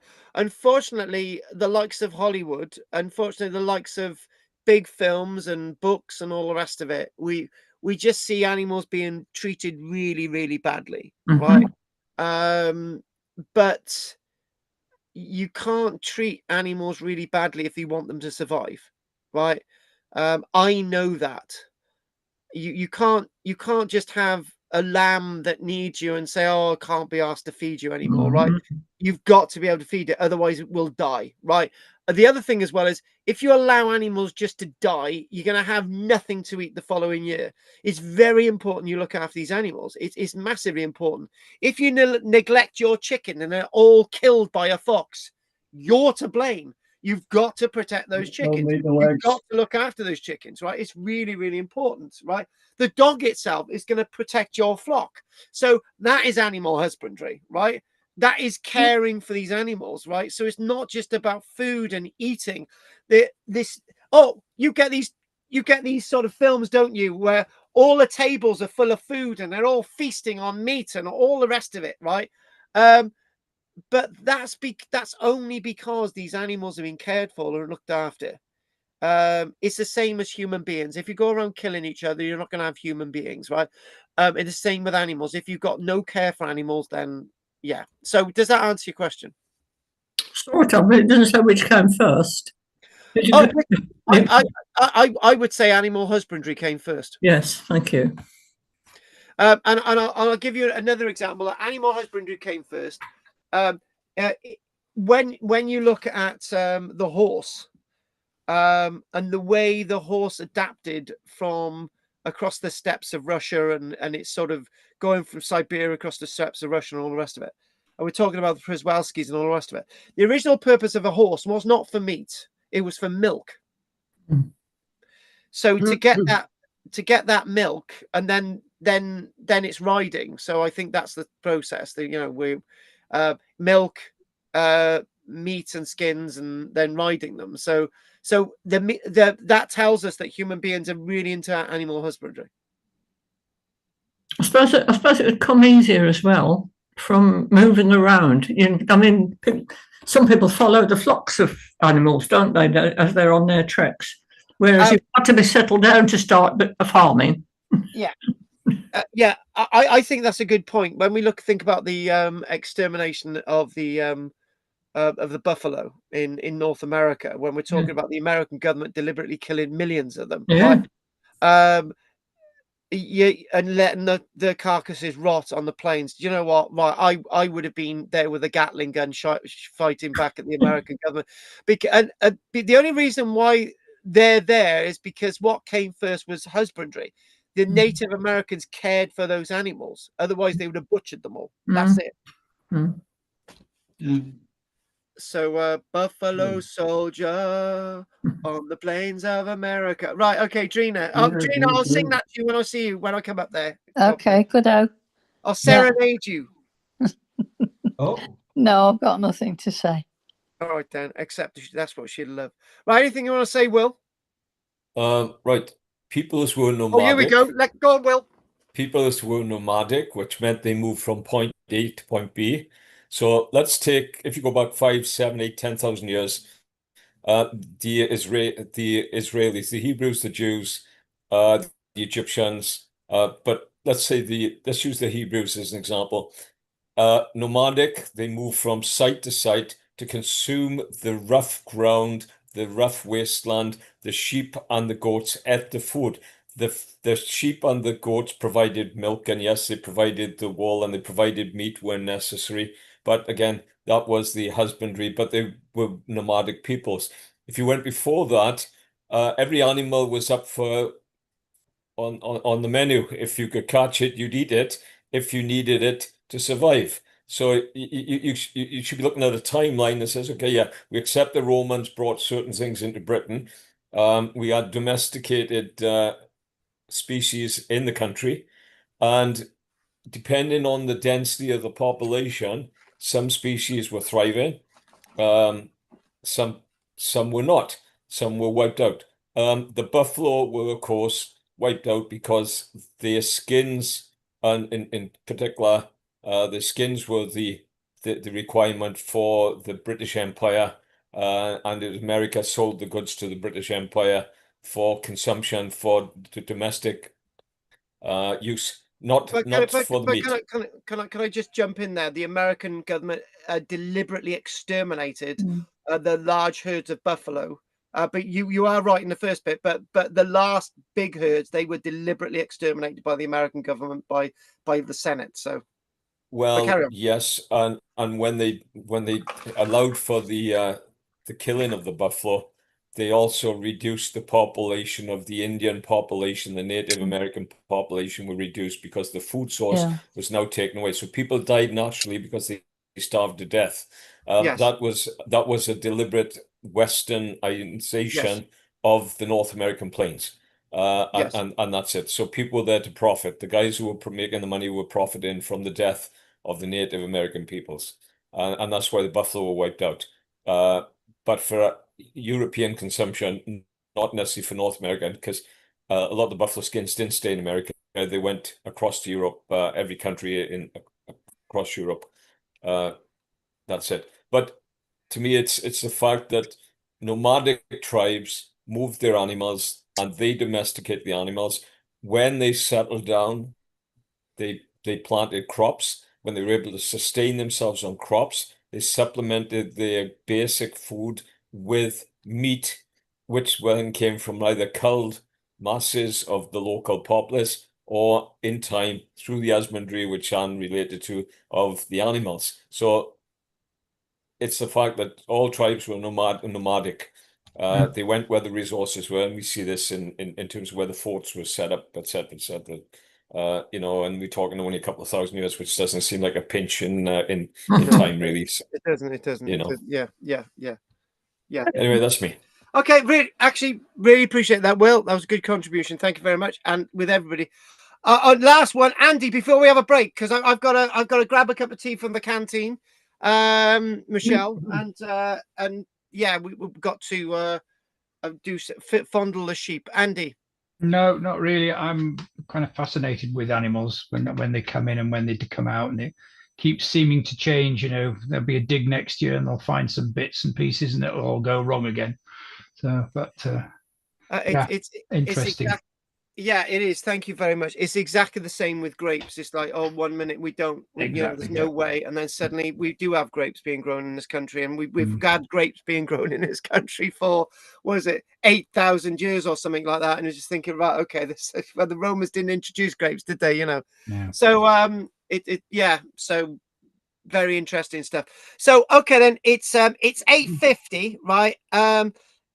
Just a little bit after. Hang on a minute. I've just realised that I needed my power cable into this thingamajig. So, right. Okay, then. Fine. So we're gonna have a break now. We'll be back at just after 9:05. I'll see you then. Okay. Thank you.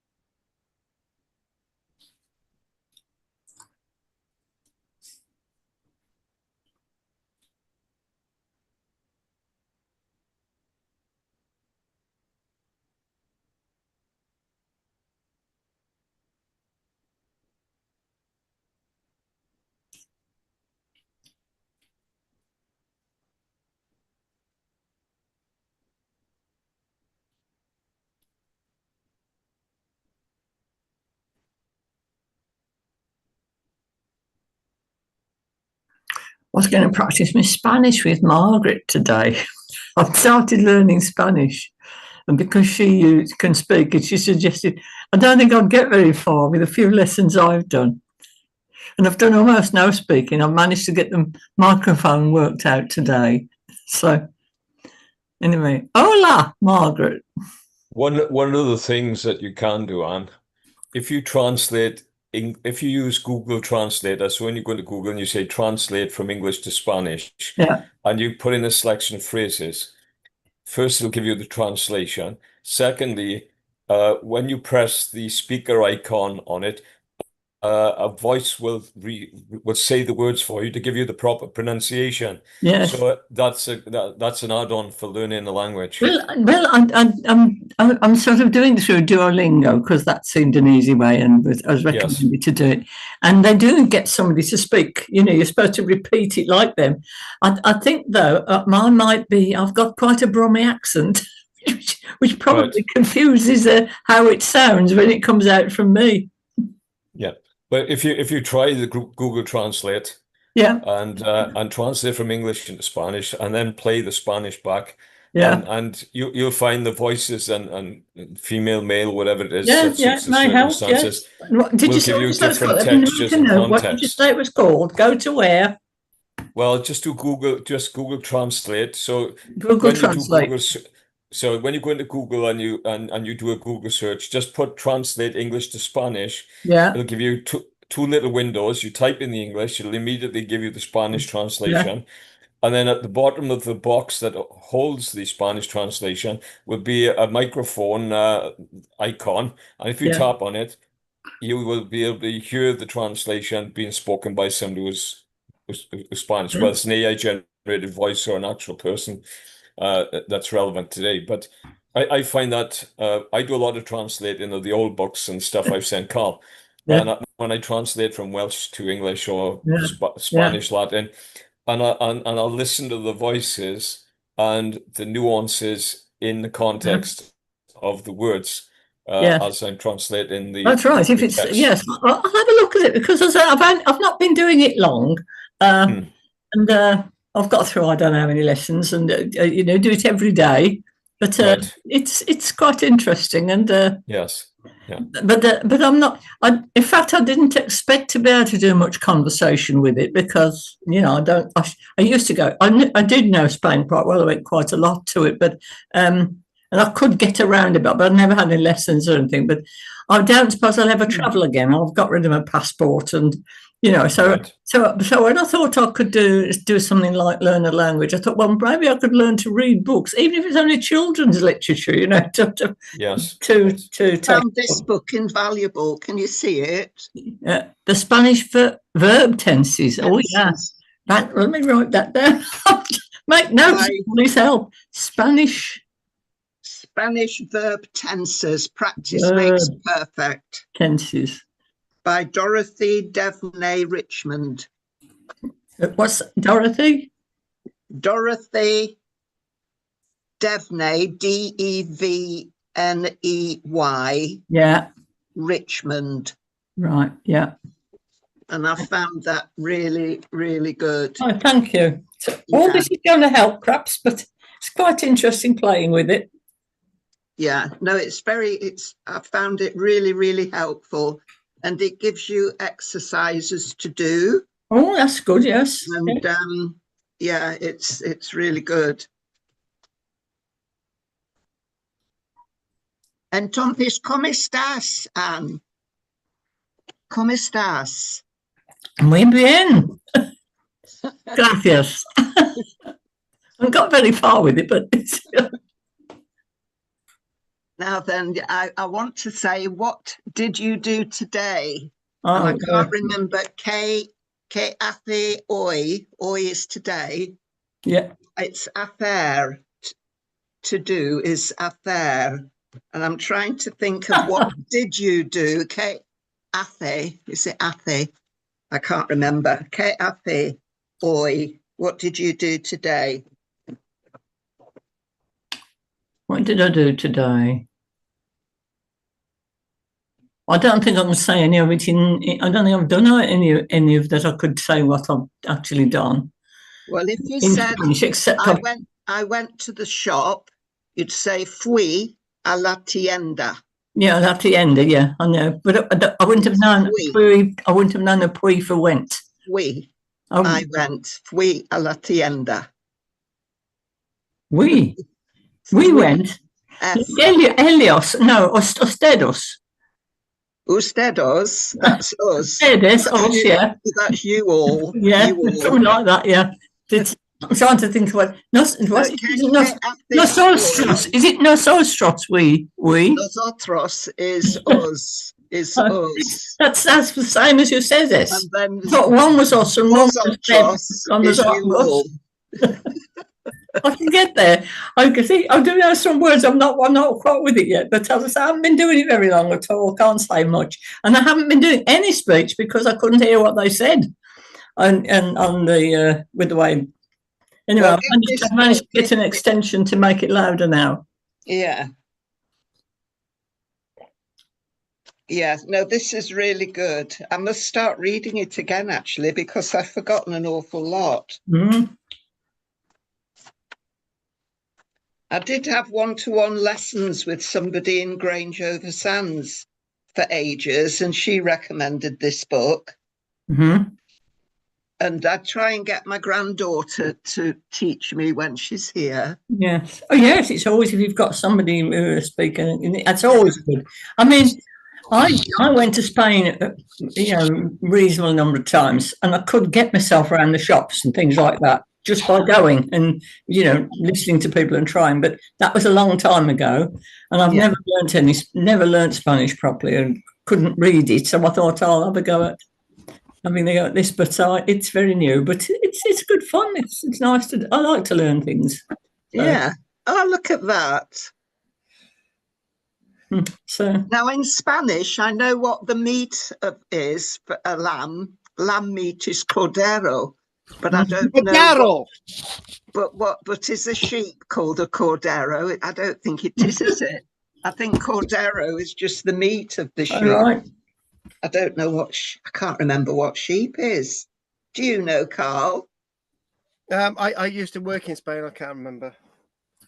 No, but cordero is just the meat. If you go to a restaurant and ask for cordero, that's lamb.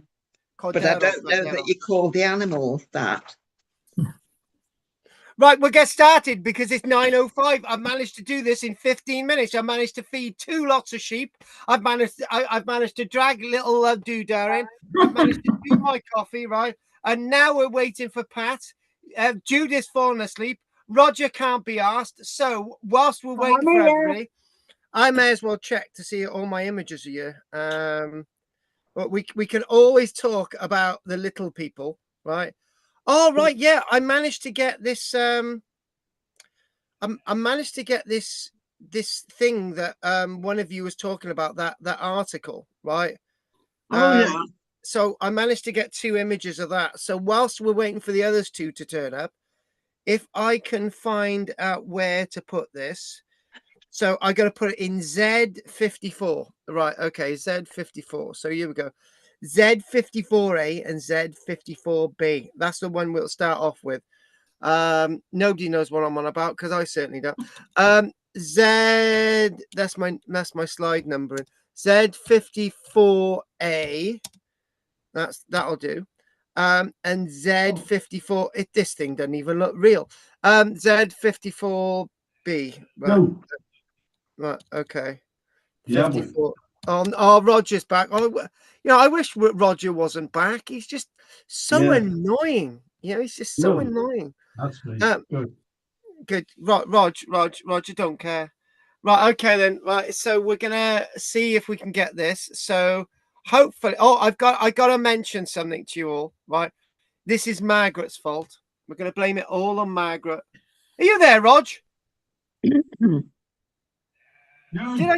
Where's Pat and Roger? Well, perhaps the kettle wouldn't boil or something. Well, hang on. If I can manage to feed 31 4-legged animals in like 10 minutes and have time to make myself a coffee.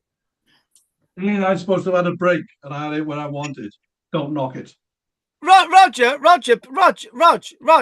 It's not all about you, okay? Good. Not yet.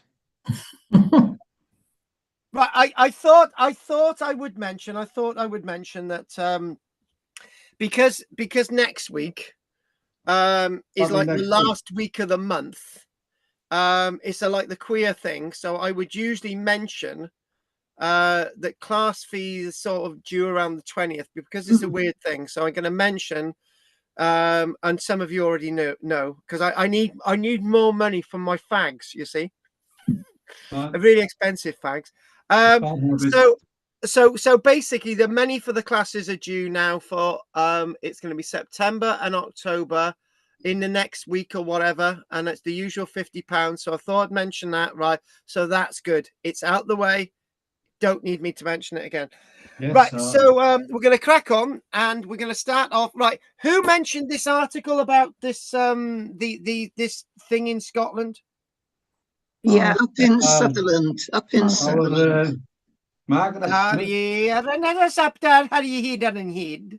Right. Okay. Here we go. So we're going to get to it. So I don't know where Pat is, but Pat's probably on another planet. Right. I wish Pat was. Yeah, I'm going to visit there someday. Right, so right, here we go. Shut up, Rod. Right, so yeah, okay. There. Are you seeing a weird hole in the ground? Not yet. Yeah. Oh, Oh, yeah. yes. Oh, Yes. Now, what did Margaret say? Margaret said it looks too modern. That looks too modern. How does that? How do you know? I didn't say that. They said that. Hang on, Roger, shut up. Roger, you're repeating what you read, right? Therefore, I'm going by what you said. So you said it looks too modern. No, I'm repeating that they said that at first they thought it was fairly new. Shut up. How would you know that?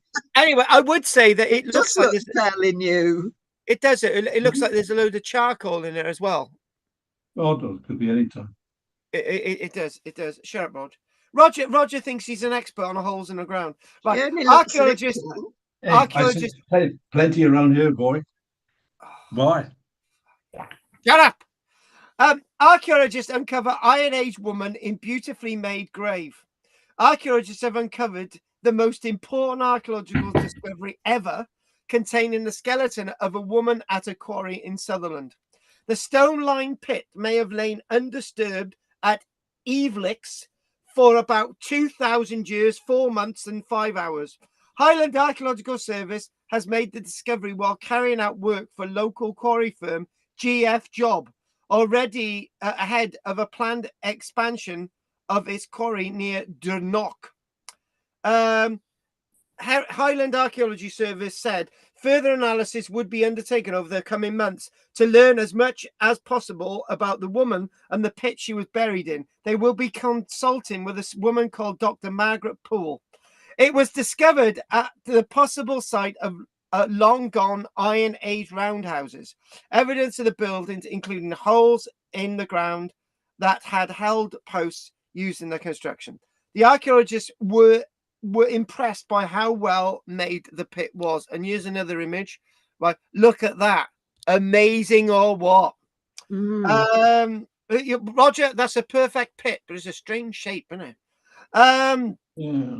It has been dug into sand and measures about 3 miles long. No, 3 meters long, 6.5. Oh, start again. 3 meters long by 2 meters wide and 1 meter deep, with a small stone staircase in the structure. Oh, there is staircase. There's a staircase there. Staircase. There it is. Staircase there. It's in the corner there. Stone staircase. Amazing. Tucked into one corner of this beautifully made structure was discovered the remains of an individual who is thought to have lain undisturbed since the Iron Age. She's called Erica. When site staff first saw the pit and how well the stone lining was built, they consulted Margaret, who said it was modern. But the finds inside and this style of building all point to an Iron Age date. And there's actually, usually when you get articles like this, they're like 5 miles long, but there's nothing more information than I've got now. While no object was found inside the structure, Highland Archaeology Service said there was the presence of a large quantity of animal bone. Oh, come on. They could have at least told if it was pig or not.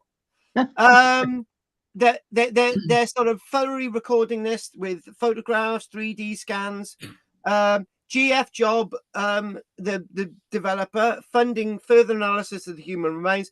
The skeleton will later be made available to Treasure Trove Scotland for potential allocation to a museum. So in other words, what that means, folks, is not the skeleton, it's the whole thing.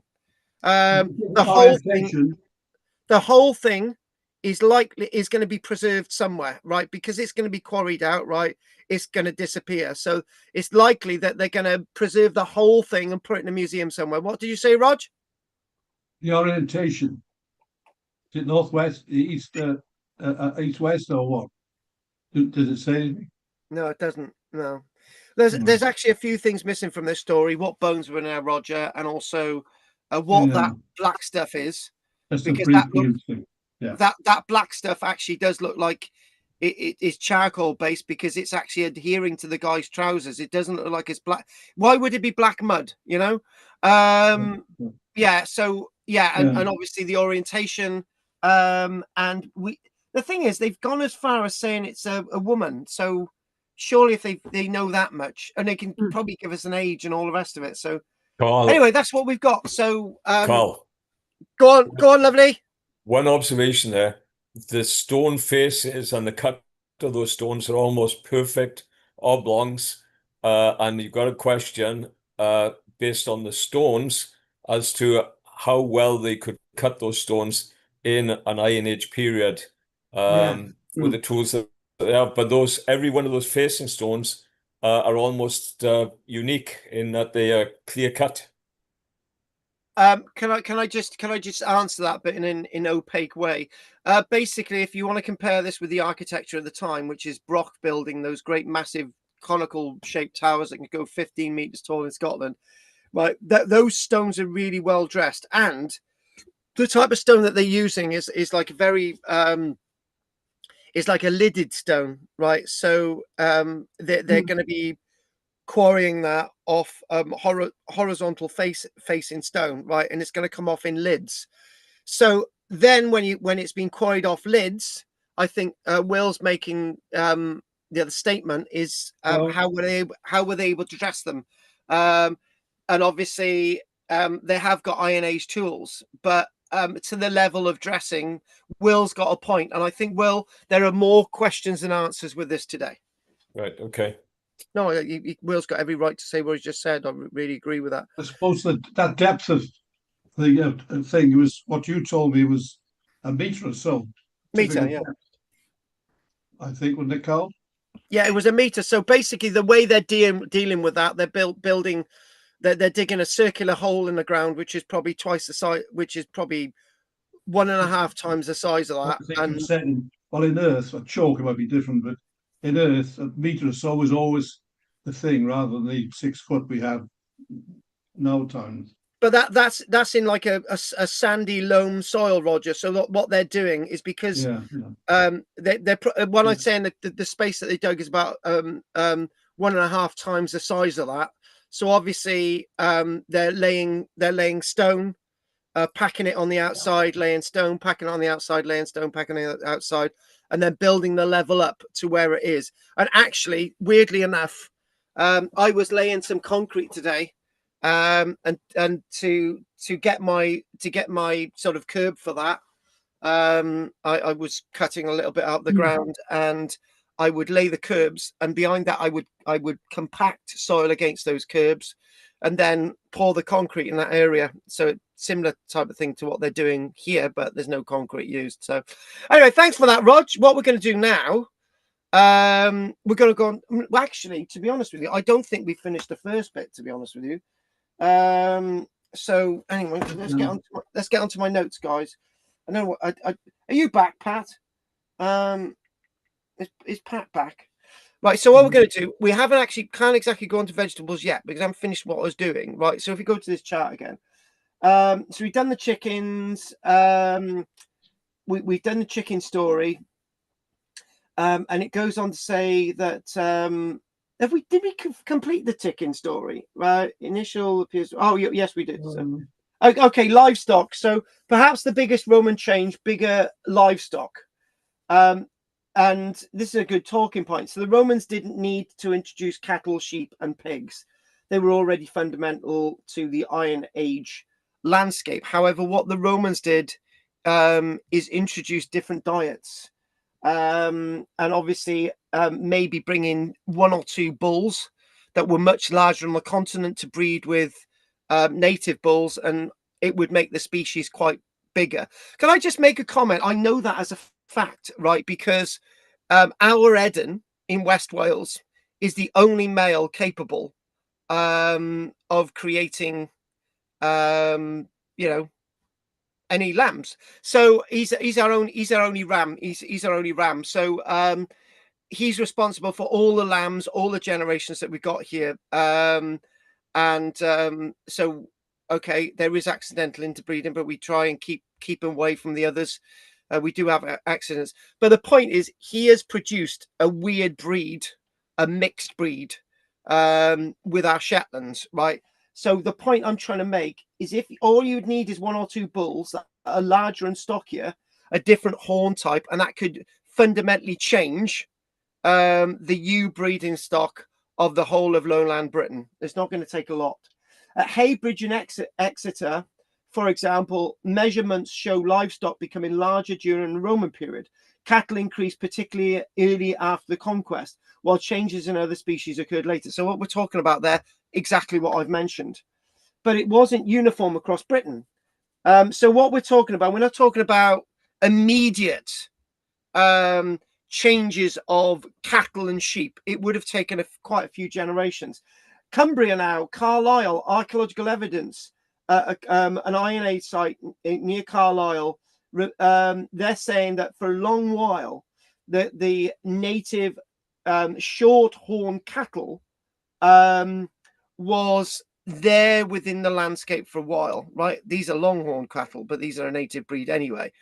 But what we're talking about then is that eventually there is a slow replacement alteration of stock. And probably what happened is that there's smaller breeds here and there, and people said, oh, they're not big enough, they're not stocky enough, right? So what would then simply happen is somebody will bring in another bull, you know, and it would make the breed very different. Roman towns created a different demand for meat. At Dorchester, more than 40,000 animal bone fragments show substantial cattle butchery, actually in the town itself, with pigs also much better represented than at Iron Age sites in the area. So we're talking about Dorchester, the archaeology of Dorchester, Durham, Durham or something. Dorchester, the Roman Dorchester, which is actually near Maiden Castle. Yeah, as it said, loads of pig bones there, loads of cattle bones there. So sort of in comparison, Iron Age Britain, small cattle, mixed livestock, cattle and sheep dominant, pigs, horses, dogs, hunting of native wild animals, chickens, however they stick into it. So then you compare that with Roman Britain, same basic livestock plus new species, larger improved stock in some regions, increased cattle, beef production, more specialized butchery. We do see that, different tools for butchery, greater pork, chicken consumption in some settlements. And Margaret saying about chicken was a treat on a Sunday. And actually, Margaret, you're right. It was a treat on a Sunday for us. Except I would eat the neck of the chicken, which wouldn't have much meat in it. So basically, when we go to sort of conclude on this meat thing, things introduced, as we know, if we go back to that chart, just sort of finishing on this bit, let's get to the as we know, fallow deer, rabbit, black rat introduced. What's that, Rog? That picture you just showed. Can I find it on the website somewhere, or Roger? Do you want? Do you know what? I'll get Rona to make you a copy and send it to you in the post. Okay. You do it on the back of the sheet of the next letter or something on the, you know, the. Oh no, Roger! I'll get Rona to get you a copy. You sure? Okay, appreciate that. I find fascinating for me. No, basically, Roger, can I just say this, right? I have mentioned this over the past few weeks. We've had some really good illustrations. If anyone ever wants any of these illustrations, right, you just need to tell me and I will get a copy out. Okay, I appreciate that, mate. Cheers. No, it's fine. So I have mentioned it. You're the first one to mention that. Yeah, so, yeah. So anyway, back to what we're talking about. Let's just finish this list. So obviously, we've mentioned about the fallow deer. Obviously, that's in the countryside. You know, the rabbit, maybe accidental. The interesting thing is that there's also something else about the black rat, which I haven't mentioned. Specifically there, it's saying it's coming in through trade and shipping, but there's something along here saying that there are some settlements with a proportion of black rats, which might indicate something else. Were they being bred? Were they being bred for meat? I don't know. I really don't know the answer to that. I really don't know. So what we're going to do now, we're going to go on to the last bit, and we've got a little bit about vegetables and fruit, right? So this isn't going to take us too much, but what we've got that, oh right, yes. We've got two really interesting. Oh God, I forgot the Colchester stuff. Oh my God. Right. Okay. I'm a bit of a paddy a minute. Right. Hang on. I forgot I had so much stuff here. Right, so there we go. That illustration, that's an overall thingamajig, which we can do. Right, we know all that. Right, this is this. Right, so here we go. So let's go on to the list. My little list. Where's my little list? Hang on. Sorry, I've lost this on my screen here. Hang on. Right, okay. Right, okay. So this. Hang on. Where's my other chart? Right, there we go. The chart. Right, chart. We like charts, right? So cabbage kale. Yeah. Really big in the medieval period, massive in the Iron Age. It's saying that cabbage kale probably cultivated in small amounts. I don't know where the archaeological evidence is for that. I'm not sure. Andy said something earlier on. Maybe we might see a difference in that. So Roman period, it's grown in large quantities. Cabbage, kale. We find kale pretty good in West Wales, but we haven't been able to grow any this year because it's been too dry. Right. So. Next thing, so Romans expanded cultivation of cabbage kale. You can find that through seeds. That's the evidence that we're looking at. And maybe large open fields. That's better for cabbage and kale. In early periods, not so good for cabbage and kale. Smaller fields. And the other thing with a goat, your goat, Anne, right? If you let a goat into a field with cabbage and kale, it'll be gone in an afternoon, right? So if this is being used in the Iron Age, then less goats around, right? I know this is a little bit of a joke with me and Anne, and I started it, but maybe goats were kept in a different way in the Iron Age, right? And that's why they didn't interfere with crops. Leave that there. So there were no carrots, beetroot in Britain. They were introduced by the Romans around the AD 100s, right? Widely grown, right? Beetroot, roots and leaves can be eaten. I've eaten beetroot leaves. They're all right. Yeah, they are all right. Actually, I was going to say something really dumb, right? We had beetroots growing, and I thought I couldn't see the rest of the beetroot in the ground, so I was just eating the leaves. And Michelle yanked one out one day, and I thought, what an idiot. Anyway, so anyway, the next one, leeks, wild leeks, definitely. I've eaten wild leeks. They're good, right? Romans would have a new cultivated leek, right? There we go. Widespread use. Onions. Wild onions, cultivated onions. The Romans loved onions. It was a massive part of the diet for the Romans. The onion would have been a massive part of the diet for an Iron Age Britain. You put an onion in with a stew, right? Your taste totally changes, right? It gives it a different body, as we all know with stews. Onions, brilliant. Peas, pulses, beans, and we're talking about present in the archaeological record in the Iron Age, massive in the Roman period. Expanding cultivation. There's always this expanding Roman cultivation. Cucumbers. The Romans introducing cucumbers. Massive on the continent, aren't they? Romans introducing them, AD 100s or later. Massive to villas, towns. Maybe the cucumber is more of a city food, isn't it? Sort of, yeah, I would go with that. We grow it. Right, radishes. Guys, oh, by the way, guys, next year we're going to have a massive crop of radishes because the only thing that's actually really grown here in West Wales is radishes and beans. Well, we not beans, but we've got loads of radish seeds, right? So we're going to be planting loads of radishes. Anyone wants radishes next year? But that wasn't here in Britain. It was introduced by the Romans, right? Turnips. Baldric knows about turnips and Baldric turkey, but Baldric blackadder, present, common, maybe small amounts. I don't know why they're saying small amounts. I don't know, but it's probably, if you equate Iron Age settlements to big Roman settlements, I think that's where we get that from. Right. So then, oh, by the way, we've got two little nice illustrations coming up as well. So that'll be interesting.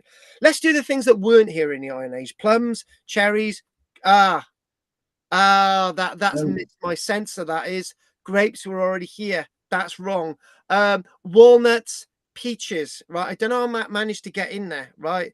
I think it was the haste. So plums, dams, and cherries, walnuts, peaches, introduced by the Romans by the AD 100s, or maybe the peaches or later, right? Because lots were by the AD 100s. We know about grapes being here. I've already said that, right? Massive extent, loads of vines being grown in Britain. There really is. Walnuts. Walnuts do grow in Britain. We've got a walnut. By the way, guys, we've got a walnut tree growing in West Wales on the top of our hill that we planted last year. It's doing brilliantly, right? Don't ask me why. We've got walnut tree growing here. Brilliant. Luck tree fruit, peaches, cherries. Hang on a minute. No, that can't be right. There is a wild cherry.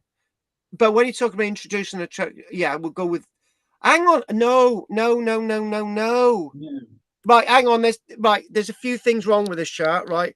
Because they're damsons and plums. There's a wild damson and plum in Britain, right? I'm sure it's native. I need to double check on this one. Michelle talks about it. We've got wild damsons growing here. I'm not sure they were fully introduced by the Romans, but that's an interesting one. Wild cherries, but I think we're talking about the Romans introducing more cultivated cherries. We'll go with that. But the things that were already here, apples, pears, and chairs, loads of apples, wild apples, wild pears, natural British varieties. Yeah, massive more cultivation in the Roman era. So we're loving that. So, it's good to disagree with the chart somehow, but the grape's definitely wrong and sort of small. I think some really small damsons are native and some really small cherries, but not the sweet cherries that we're talking about with the Romans. That's why we'll get around that one. Can we just do what we're going to do? We're going to go with a an overall sort of sort of a conclusion on this, which would be good. Let's go to a chart. Yeah. So you can see they're quite stocky little sheep, and the horses are quite, short-horned cattle there. Interesting. So the Roman conquest of Britain in AD 43 brought major changes to everyday life. And one of the most interesting can be seen through food and farming. Archaeological evidence from animal bones, seeds, fruit stones, and other plants remains allows us to compare what people were eating and production during the Iron Age with what became available during the Roman period. Can I just add one other thing with this as well? When you get certain insects, remains of insects are associated with certain plants, right? That's an indication, even if you don't have the vegetable or fruit, those insects might indicate, what may have been growing, right? In absence of the fruit itself and the vegetables. So, because when you think about it, when you think about it, cabbage, leeks, all of these leave seeds, right? A leek eventually goes, and there's seeds, right? All these seeds. This is archaeological evidence, right? So before the conquest, Britain already possessed a well-established farming economy. I don't think we said that: cattle, sheep, pigs, horses, goats, dogs. Well, people also hunted. They've always hunted red, roe deer, and wild boar, rogue deer as well. But the Romans, therefore, did not introduce Britain's basic farming animals. Instead, Roman rule changed the way that these were exploited. I think maybe that was the point Anne was making. Maybe more to that that what we're talking about, people in Britain, more of a animal husbandry landscape. With regards to the Roman landscape, you're looking at larger exploitation of, for example, pigs and so on within a town setting. Maybe that. Larger cattle appear in evidence in number of towns, forts, villas. Maybe they're more docile. I don't know. There were also genuinely new animals. We know fallow deer, mentioned the rabbits and the black rat. More to the black rat that we don't really understand. So the chicken's a really interesting one. I'm sure we'd all agree with the chicken. I've heard people saying there were definitely no chickens in Britain in the Roman period, but there was. We've got the bones of them, right? It was only, maybe there was more common in the Roman period. I'm not really sure I agree with that. Because when you look at different breeds of chicken across Britain, there's loads of different breeds of them, right? And that's been developed over 2,000 years. They were initially relatively unusual, were they? Anyway, so the same pattern can be seen with plants. So yeah, so Iron Age communities already grew crops and obviously native nuts as well. So apples, peas, and beans, and various green vegetables formed part of the available food supply, right? But Roman Britain, however, became connected to a trading network, bringing in more things from North Africa. I'm going to say there's no evidence of dates being grown in Britain, but who knows? This dramatically increased the variety of foods reaching Britain. Archaeological evidence from Roman settlements, including fruits such as grapes, cherries, plums, and peaches, as well as walnuts, tell us of a wider cultivation. Maybe the grapes were much wider cultivated. I think that might be the point. We should therefore be careful about simply saying that the Romans introduced everything, which they did not. Their greatest impact was the combination of new species, new varieties, improved cultivation, selective breeding, and long-distance trade. And you know what? I've forgotten some of my university work, which had just suddenly come into my head. The archaeological work tells us in the Thames Basin that when they were working in the Thames Basin, they started to realize that the Romans totally altered the cultivated nature of the British landscape by sort of channelizing some of the water, by making better use of wider fields, much wider fields. This is where we get lots of wider fields today, which really doesn't help the economy. When you look at places like Lincolnshire, which are dust bowls at this present moment, you need hedges. But the Roman large scale, they say, improved cultivation relied upon larger fields, and that's with the archaeological evidence from the Roman era in the Thames Valley. I just remembered that. By the later Roman period, the diet available to somebody living in a prosperous town or villa could therefore have looked remarkably different from that from the Iron Age community, and very much looked like today, except there weren't tomatoes. But some of these exotic things that there were. So the archaeological evidence for, we're talking about bananas somewhere along the line, but that's something else. So the archaeological evidence for food gives us something particularly valuable. It shows that the Roman conquest was not simply about armies, forts, and emperors. I've said that. Romanization, the Roman world could reach right onto the farm, into the kitchen, ultimately onto the dinner table. So we've looked at this quickly. We've been through all of that on the right there. Really nice chart. We're talking about just, I think, the last bit there. You know, we've had a little bit of absence today in regards to not discussing trade with Europe a bit more. You know, maybe some of these. Who's to say that it's very likely that walnuts could have got to Britain, and peaches and some of these more exotic cherries and so on. These things could have got to Britain before AD 43.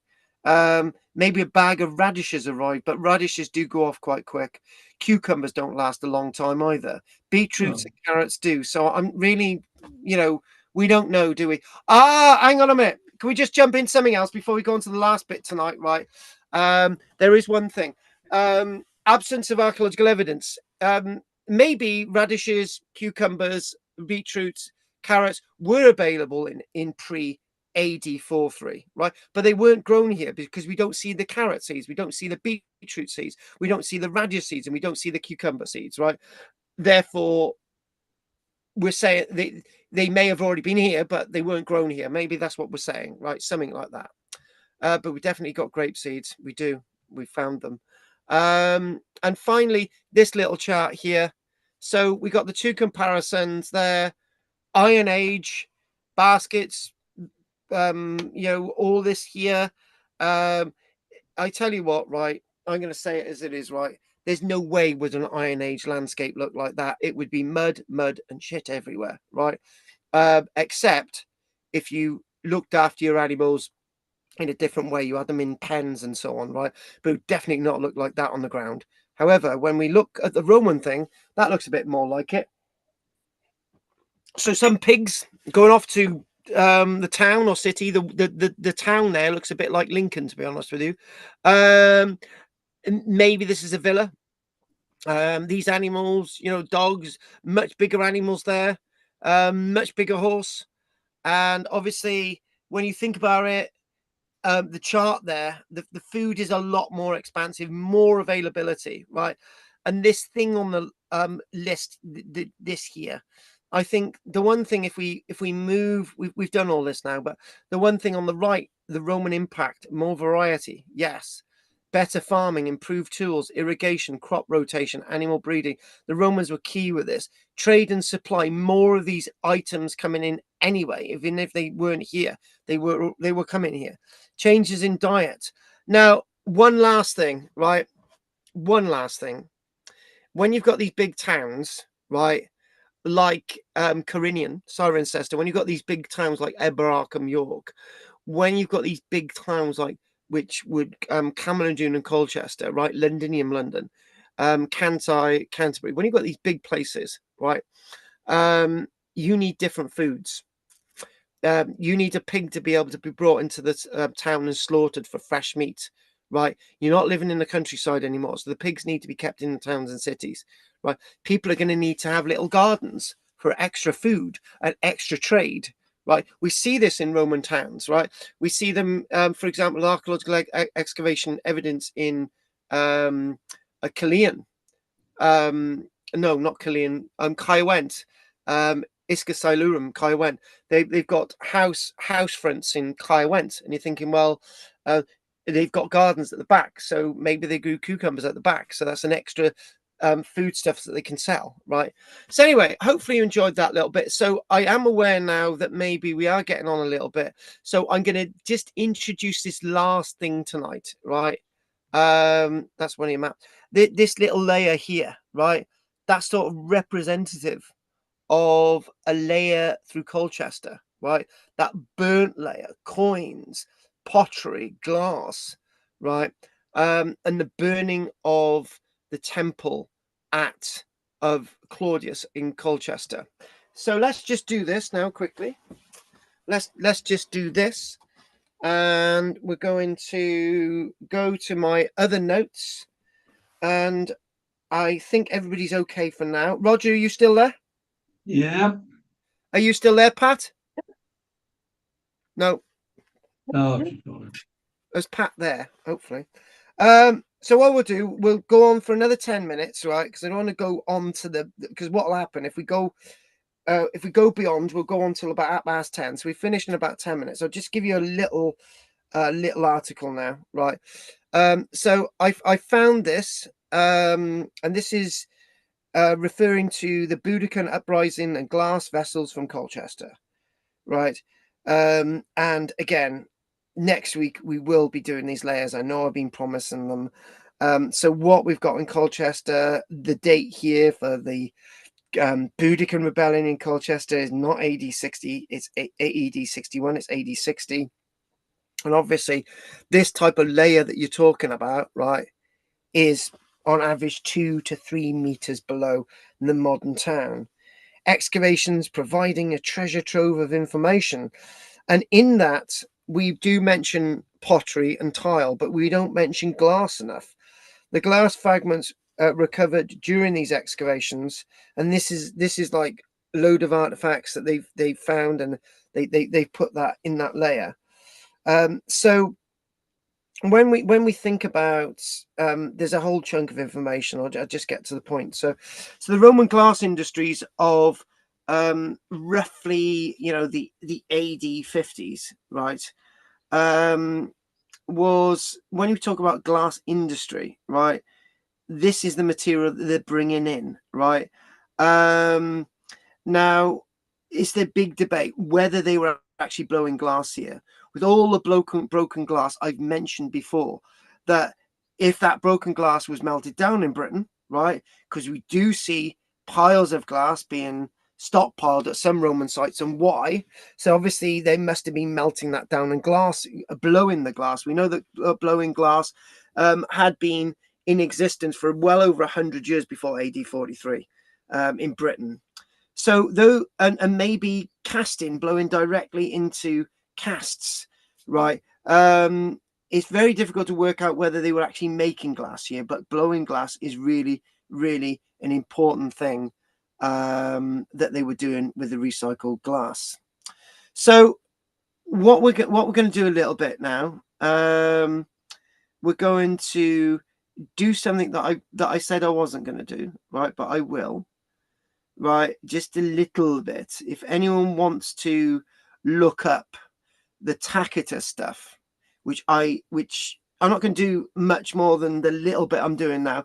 But if you want to look at the Tacitus stuff, right, you got to look at book 14 of the Annals of Imperial Rome by Tacitus. That's where he gives a vivid account of Colchester's destruction and all the details to go with that. one thing that we can think about is what was there in Colchester before it was sacked, and before those descriptions, whether it was sacked in the way that Tacitus says, another day. So Colchester glass, all these recent excavations in Colchester up to date in the city centre have produced over 500 fragments of Roman vessel glass, and these 500 fragments from the city centre come from objects like this, little beakers and stuff. An equally large group of glass has also been found at the Sheepen site, which we mentioned a few weeks ago, a kilometre away from the centre of Camel-and-Dunham, Colchester. As the use of glass vessels in Britain prior to the Roman invasion may have been rare, it's virtually seen as something that's more populous after AD 43 and running up to AD 60, in particular places like Camel-and-Dunham that's got access to this trade and the sense of luxury. So the archaeological value of destruction, like the one caused at the time of Boudica, is that it disrupts the normal patterns of disposal. Hence, when they've done this reconstruction of a layer there, they've taken some glass from bits of the excavation and they put it in there and put it with pottery. So I think that's great. I like that. They do this at Eberacum, York, in the Jorvik Viking Centre, where you've got all the artifacts in different layers. Or can I just say, one of the things that they did at Eberacum, York, when I went there in 1985 with my granddad, I'll tell you, right, I managed to get in free, and I had a free guided walk of the Jorvik Viking Centre by the manager with my granddad, right? Because I was a little celebrity back then, and I'm not going to tell you why. But we went around, and in Eberacum, York, they had three or four boards, and you could actually touch. You could put your hand down the Roman pottery, and the hand down the Anglo-Saxon pottery, your hand down the Viking stuff. They've still continued that, but you can't really touch it now. But I used to remember that. It used to be great. But no glass in there because I didn't want to come around with ripped hands. So anyway, back to this patterns of disposal. And you know, when we look at archaeology that's not been frozen in time, and when I say frozen in time, the Boudiccan layer, frozen in time, Herculaneum, frozen in time, Pompeii, right? Usually, as glass would have been very precious, it would have been gathered together, the bits, and it would have been taken somewhere that had been remelted down. But that didn't happen in AD 60. In the case of glass vessels, this appears to have entailed collecting broken glass, this phenomenon of recycling in the period of antiquity. But this did not happen in AD 60. So when we look at this and we try to understand, right, the glass and how glass is being a status and something very, very important. Just a little thing, what should we know from the archaeology? So if we go to this, sorry if I'm seemed a bit more hasty in what I'm saying. This glass itself, people living in Colchester would have this glass would have been on the tables. Some of it just colorless, some of it had a little bit of color, but these were very fashionable things. And listen to this, right? They made an interesting find in 1927. I kid you not. Listen to this. An intriguing discovery allows us to catch a glimpse of a shop that was established in Colchester before AD 60, excavated in 1927. And guess what that shop sold? And only sold glass. I kid you not. The Romans had a shop selling glass in before AD 60, Camel-and-Dunham. The remains of the shop come into light when workmen were digging foundations for a tea room in the high street of Colchester. Alerted by the discovery, the local museum was able to dig 2 test pits at the site when the neighbouring building was demolished. And this is amazing, right? Selling these glass vessels, right? And it's saying that as a sideline, they also sold a bit of Samian ware and really rich, luxurious lamps. But the glass vessels, it's saying were the thing that was being displayed. That's where its main trade was. It was a glass vessel shop. You know, when you go into a shop today, there's a few sidelines, right? You know, this one, they're saying when they excavated it, there was evidence that the glass vessels had been displayed on shelves in the shop, right? Because the shop was destroyed by fire, many of these had melted and dripped onto the other objects below. So listen to that again. I tell you what, I gotta try and get some more stuff with this next week. I don't know. I'm going to see what I can do with my mate in Colchester. Anyway, let's go with this. So glass vessels had been displayed on a higher shelf, and we know that because before the shelf had collapsed, before the shop had completely emerged by flames, many of these had melted and dripped onto say Samian vessels underneath before the building collapsed, crushing everything within. It is tempting to view this destruction all to do with the Boudican fire, and the temperatures needed to melt the glass would have been roughly about 900 degrees C. That's the temperature you need to melt glass. However, the shop may have they're saying that they think it was a shop that was set alight in the period of Boudica, right? But there's a final tagline with this article, and maybe we should do more about this shop. I think I will, because this is found fascinating, right? They're saying that there's a clue that might say that this shop, right, may have been engulfed in an earlier fire in Camel-and-Junum. And if that's the case, maybe some of the things about Camel-and-Junum that we've been saying are correct, that maybe not all the evidence shows that it was destroyed in a heinous act commanded by a very upset woman called Boudica. And then here we go, just a few other things. Given the partial excavation of the site and the fact that many of the vessels had melted into lumps, it is not possible to reconstruct the complete stock list of the shop. It's saying that they're saying that they're actually saying that cast pillar molded bowls, which I show you again, appear to have been common. Some of the pottery like this, blue, green, blue. It says blue, green, and blue pottery. There was blown glass included, and a yellow double-handed cup. Some of this stuff seems to have come from Germany, and others from recognizable other types of glass manufacturing localities. And they also found a blue-green cylindrical bottle. And do you know what? I can't leave this site and not do any more again, which I'm going to have to do because there's more about it. We're going to come back to this one. I'm going to see if I can get a book on it.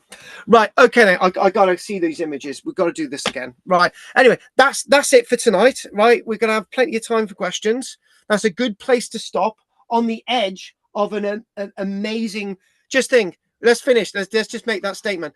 Excavated in 1927 in Colchester, they found a shop and they excavated it, a shop that sold mainly glass stuff, a few bits of Samian, right? And they knew that the glass items had been on a shelf, right? And the temperature was so hot that they were probably still on the shelf, and they dripped, they melted on the objects down below. That's amazing. On that note, we're going to call that a night, and that's a really good place to on the edge. We're on the edge of something there. That's a really nice place to stop, and let's just stop there. So let's just see if there's any questions, and let's do it. There we go. Right, good place to stop. 9:53. So Pat, I know you probably want to go early, and Roger. Pat, I just wanted to mention you were out the room earlier on. Class fees due £50 for September and October. I thought I'd mention that, Pat. Right, Pat, you get the first. You get the first one, right? The first question. Anything you want to say? Just that I thought it was interesting to find out about all the animals and food. You know, we never see that at all. You know, when we do the history, the archaeology, we miss all that. You know, so it's nice to put that in. And haven't I been saying that for such a long time, Pat? We don't talk about animals enough, and we don't talk about vegetables and fruit, but we don't. Yeah, Pat, you are dead right, 100%. And what we've got to do, this is. I get mixed up sometimes who said what and which questions, and I think this may have been Anne, but one of you said a few weeks ago, was it Margaret? One of you said a few weeks ago, oh, Carl, you're talking about the forts and so on, but what about the small wayside towns? What about all of these things? And I thought, yeah, we don't talk about them enough, right?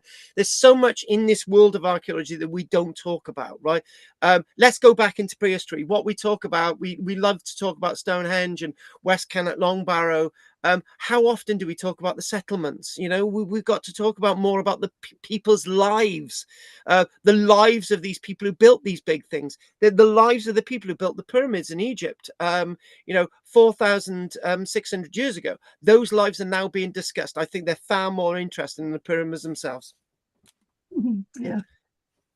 Thank you very much for that, Pat. I think the lives of ordinary people, of the way I find that very interesting in history generally, that we all hear about the people at the top, kings and that, but when you look into the ways of the ordinary people, they would be reflecting us, wouldn't they? What we developed from, and I think that's much more interesting.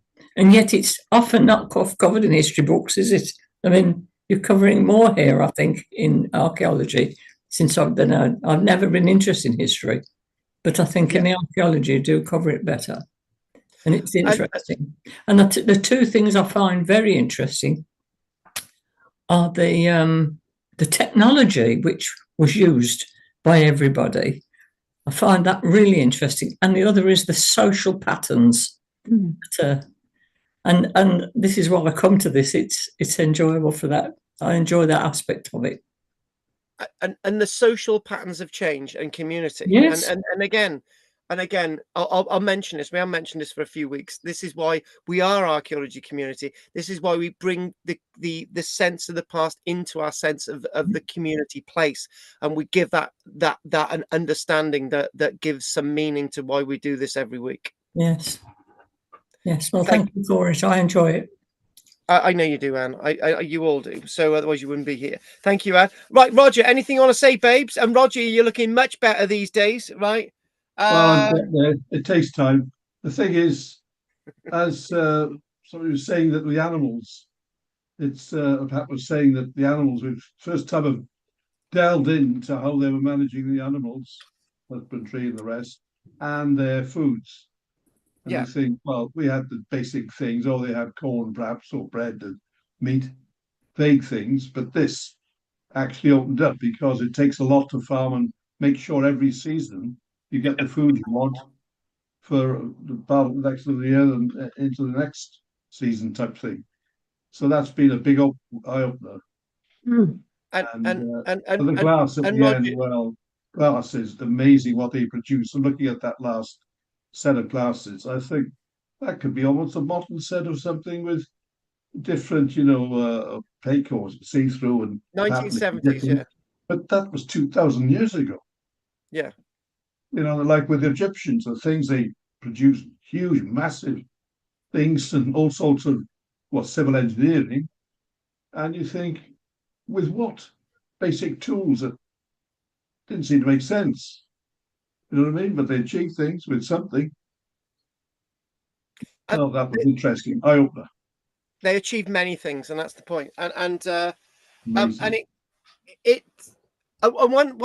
thing about the nature of archaeology, right, is that I've been here for we've been here for nearly coming on. It'll be 5.5 or whatever. It'll be 6 years next year. Anyway, the point is that I look around the landscape and I'm just thinking, right, okay, we did that, or something that was once there is now gone, right? And we're just thinking, yeah, but there was something there. We made it, and now it's gone. And I'm just thinking, well, but that's in a really short period of time, right? what we're talking about, we're talking about a timeline that's 2,000 years ago, right? So much has happened, and even though so little has survived, that little is able to open our minds a lot wider, right? And yeah, it's very, very, very, it's a very odd thing indeed. It really is. There's the opener. Very good. It is. Right. Let's go on to Will. Go on, Will. Give it to us, Will. Right. Two comments. Only two.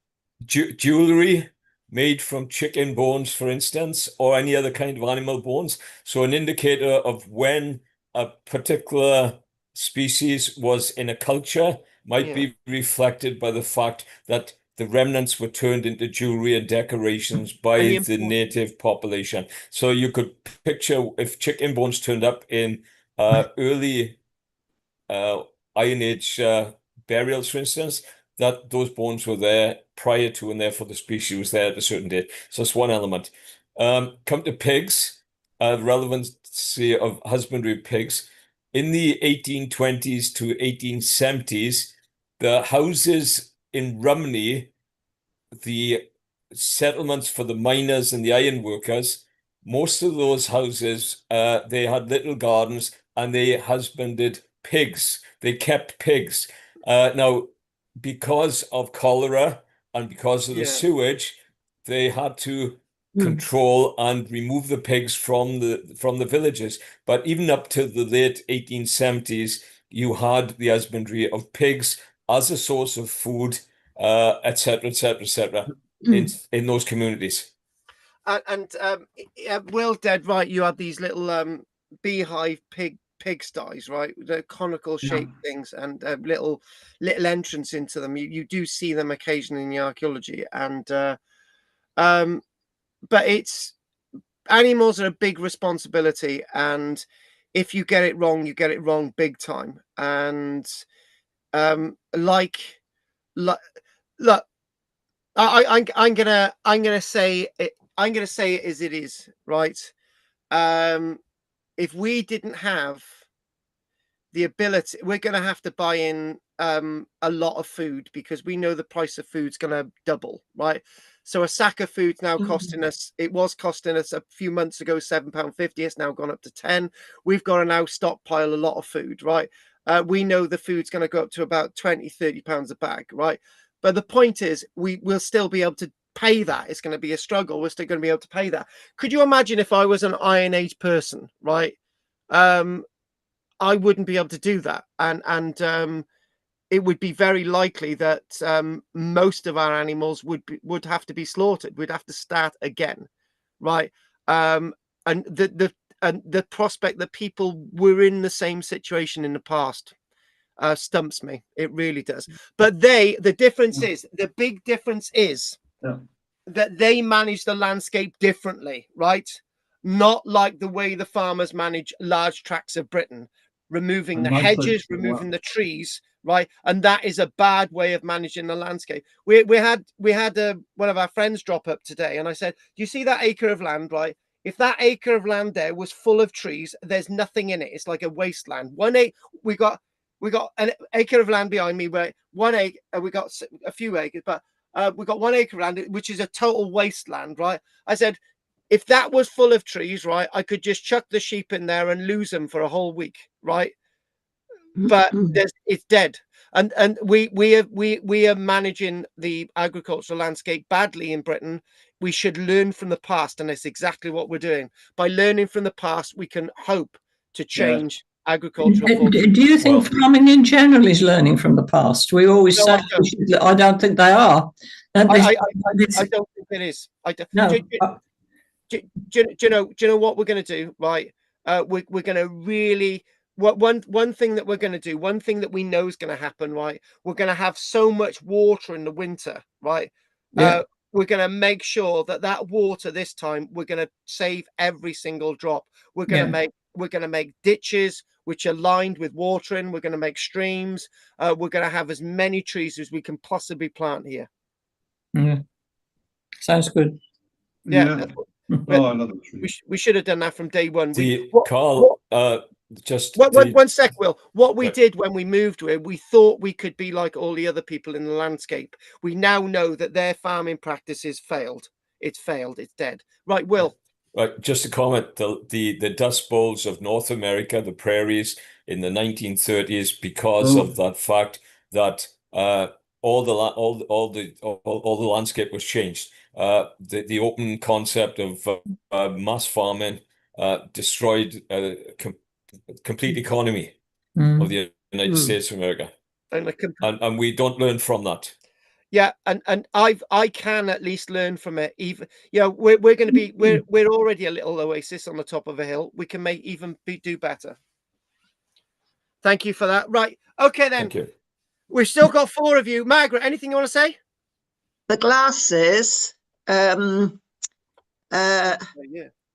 was just thinking, I mean, today you have glasses of every shape and size, some for wine, some tumblers for water, champagne flutes, light bulbs, you name it, a different shape and size of glass.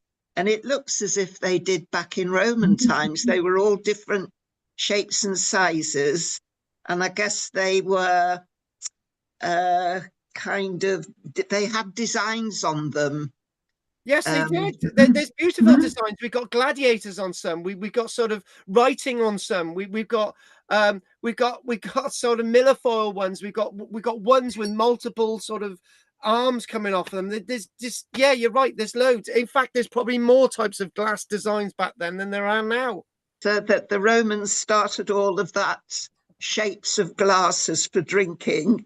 Before the Romans, did we just drink out of horns and wooden things? Oh, we just drank out of our hands. No, I mean, we just drank out of any old thing, didn't we? Anything women's went. shoes. Your hands, probably. Yeah. Yeah, no. We do actually find we do actually know they had pottery beakers, right? We know that they existed. So, when you think about it, a horn itself, if you shape a horn right, you could actually make a cut. You could, sort of a normal sort of goblet type thing from a horn. If you stitch it all the way around, you can make a little cup, right? And that's semi-transparent. So, that's the early Pyrex type glass of sort of that period, except it's made of horn. Did we make wine? Did we have barley wine? I'm sure we did. I'm sure we did. We definitely had great wine. It wasn't just beer. We did have our own. Did we have mead? Because that's quite an old. Yes.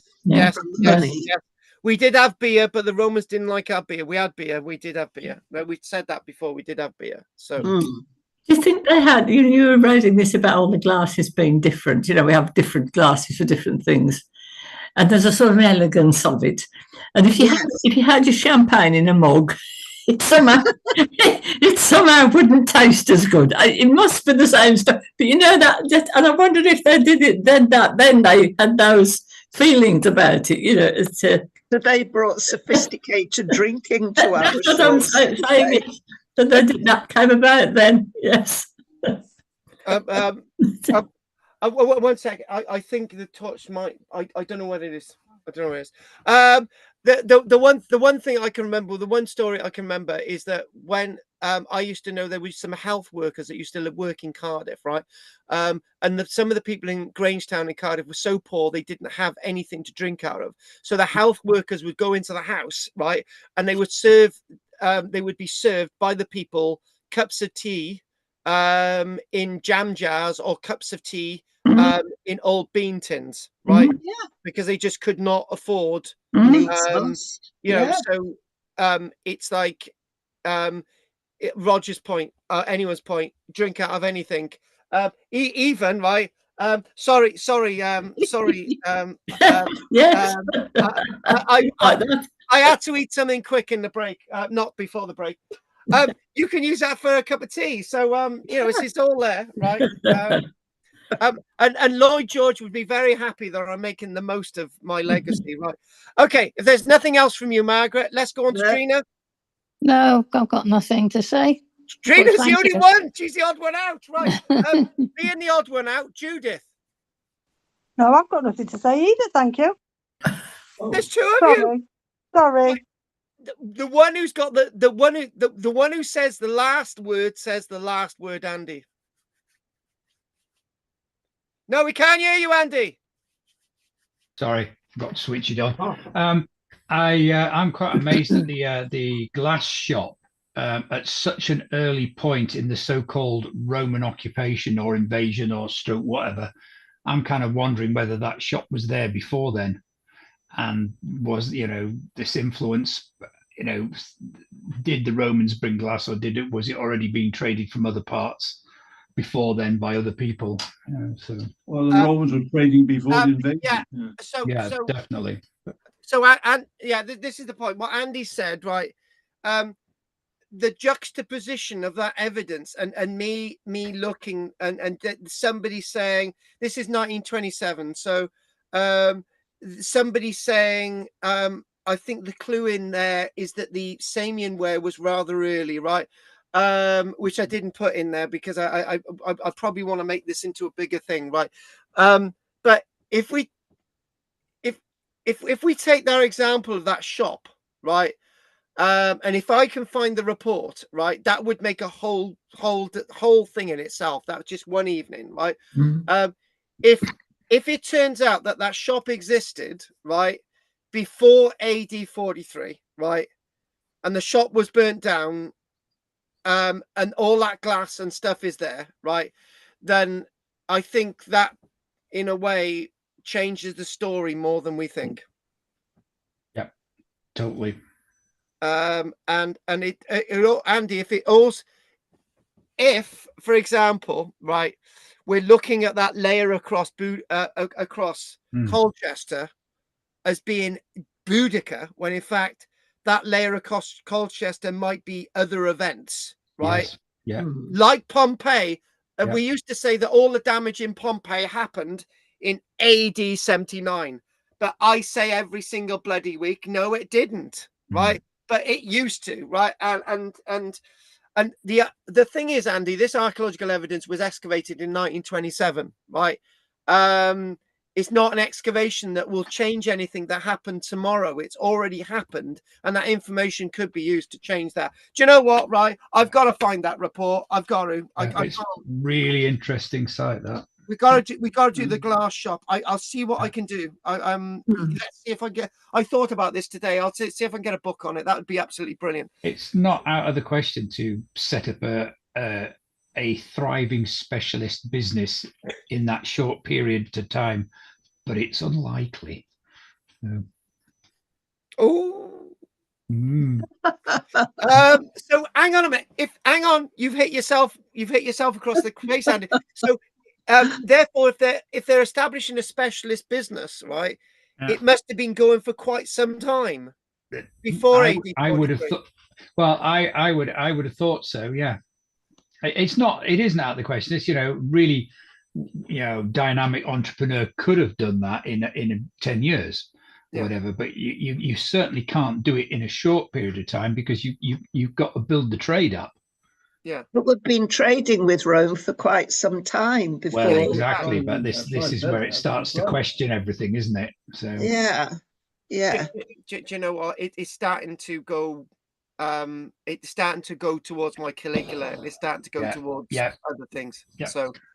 Do you know, somebody said recently, they said, actually it's been mentioned a few times, Karl, why do you make films about terrible things like apocalyptic disasters? Why can't you make something nice? And I said, well, my Caligula thing is there, right? And I got some ladies who want to sort of go along with the ride, Margaret, right? So it's there. Do you know?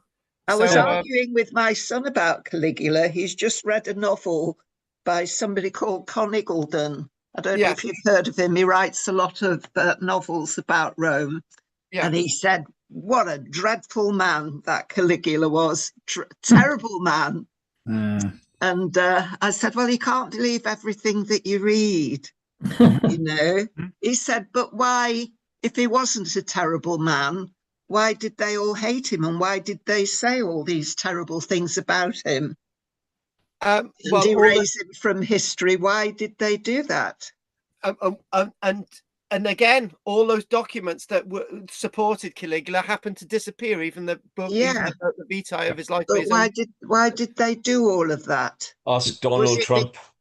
Was he a bit of a rebel? I know he didn't like the Senate, did he? He was a bit of a rebel, I think. And he just got it. Put it this way, right? Let's just bring the past into today. A politician who just gets on with it and does stuff like Winston Churchill, Margaret Thatcher, right? You know, the Labour government after the Second World War, right? These governments got on with stuff, right? When politicians get on with things, they happen to be very unpopular in history, right? You know, you don't really hear as much as you used to do about the Labour government after the Second World War, right? Even though we've got the health service and all these other things because of it. But certain things that happen in history, people who actually go on the edge and get stuff done, right, are usually dismissed, and people rail against Winston Churchill, right? You know, and I'm just thinking, well, you can say what you like, but I know what history says. That's it. You know? Well, I guess they're trying to justify his assassination, aren't they? Who, Winston Churchill? No, Caligula. Oh, right, yeah. I thought something happened then that I didn't know. Bloody hell. Not Winston. Right. Yeah, not Winston. Yeah. So they're trying to justify something. And do you know, I read recently that he was cowering in a corridor. I'm thinking, how can you cower in a corridor? And then there's another story that he was on the way to the Senate. And then there's another story he's on the way to the Colosseum. Well, who do you bloody believe? Yeah. Well, and they said that he made his horse into a senator. We nearly had a dustbin become a blooming MP. Don't start with that. Yeah, good point. Good point. Nearly voted for a dustbin. 10,500 people voted for a dustbin, right? Don't even go there, right? You know, don't. It's just no. Yeah, exactly. And they elected a man made of orange in America, so there you go. Yeah. All mistranslations, aren't they? Exactly. Do you know, Donald Trump will probably go down as the finest sort of building his legacy, isn't he? So he can. Exactly. Why is he so orange? Does he put some kind of David Dickinson? Now shut up. And that guy who used to do supermarket, Sweet Dale Winton. I'm sure he was orange. He was a fast mover. God, you couldn't chase him down the corridor on the BBC, and now I'm wondering why I even just said that. Right? Anyone else got anything else to say before we finish at 10:17? Thank you. Okay, nobody else. All right then, I'm going to say goodnight. That's been a blast tonight. I've got to get this glass thing. I've got to try and find where I can order one of the documents. I've got to do it. Okay, I got the information. I can find it. Right. So, if there's nothing else, I'm going to say goodnight to Roger, Will, Jimbo, Pat, Judith, Margaret, Gina, Andy, Anne, and anyone else who knows me. Good night, folks. Bye, everyone. Good night, all. Thank you, Carl. My pleasure. It's been a pleasure. Night, folks. Night. Bye. Bye. Night, guys. Night, Pat. Good to see you. Good to see you. But 3 hours is a long time. No, it wasn't supposed to be like this. It's just that there is one thing, Pat. You're still awake, so shut up. Yeah, right. So long. Hey, I'll see you soon, lovely. Take care, Pat. Night. Bye. Bye. Night. Thanks for joining us. It's not always like that, Pat. Right, so I got to find the torch now. The torch is lost. I've got to find the torch. So, diolch yn fawr chi, nos da. Guys, nobody watching on here except Marilyn Burberry. And we're going to call that a dark night. Nothing in the chat box. I've got to find a torch somewhere. Nothing in the chat box. 1, 2, 3. Good night. Nos da chi. Dun. Good night, folks. Good night. Good night. Night.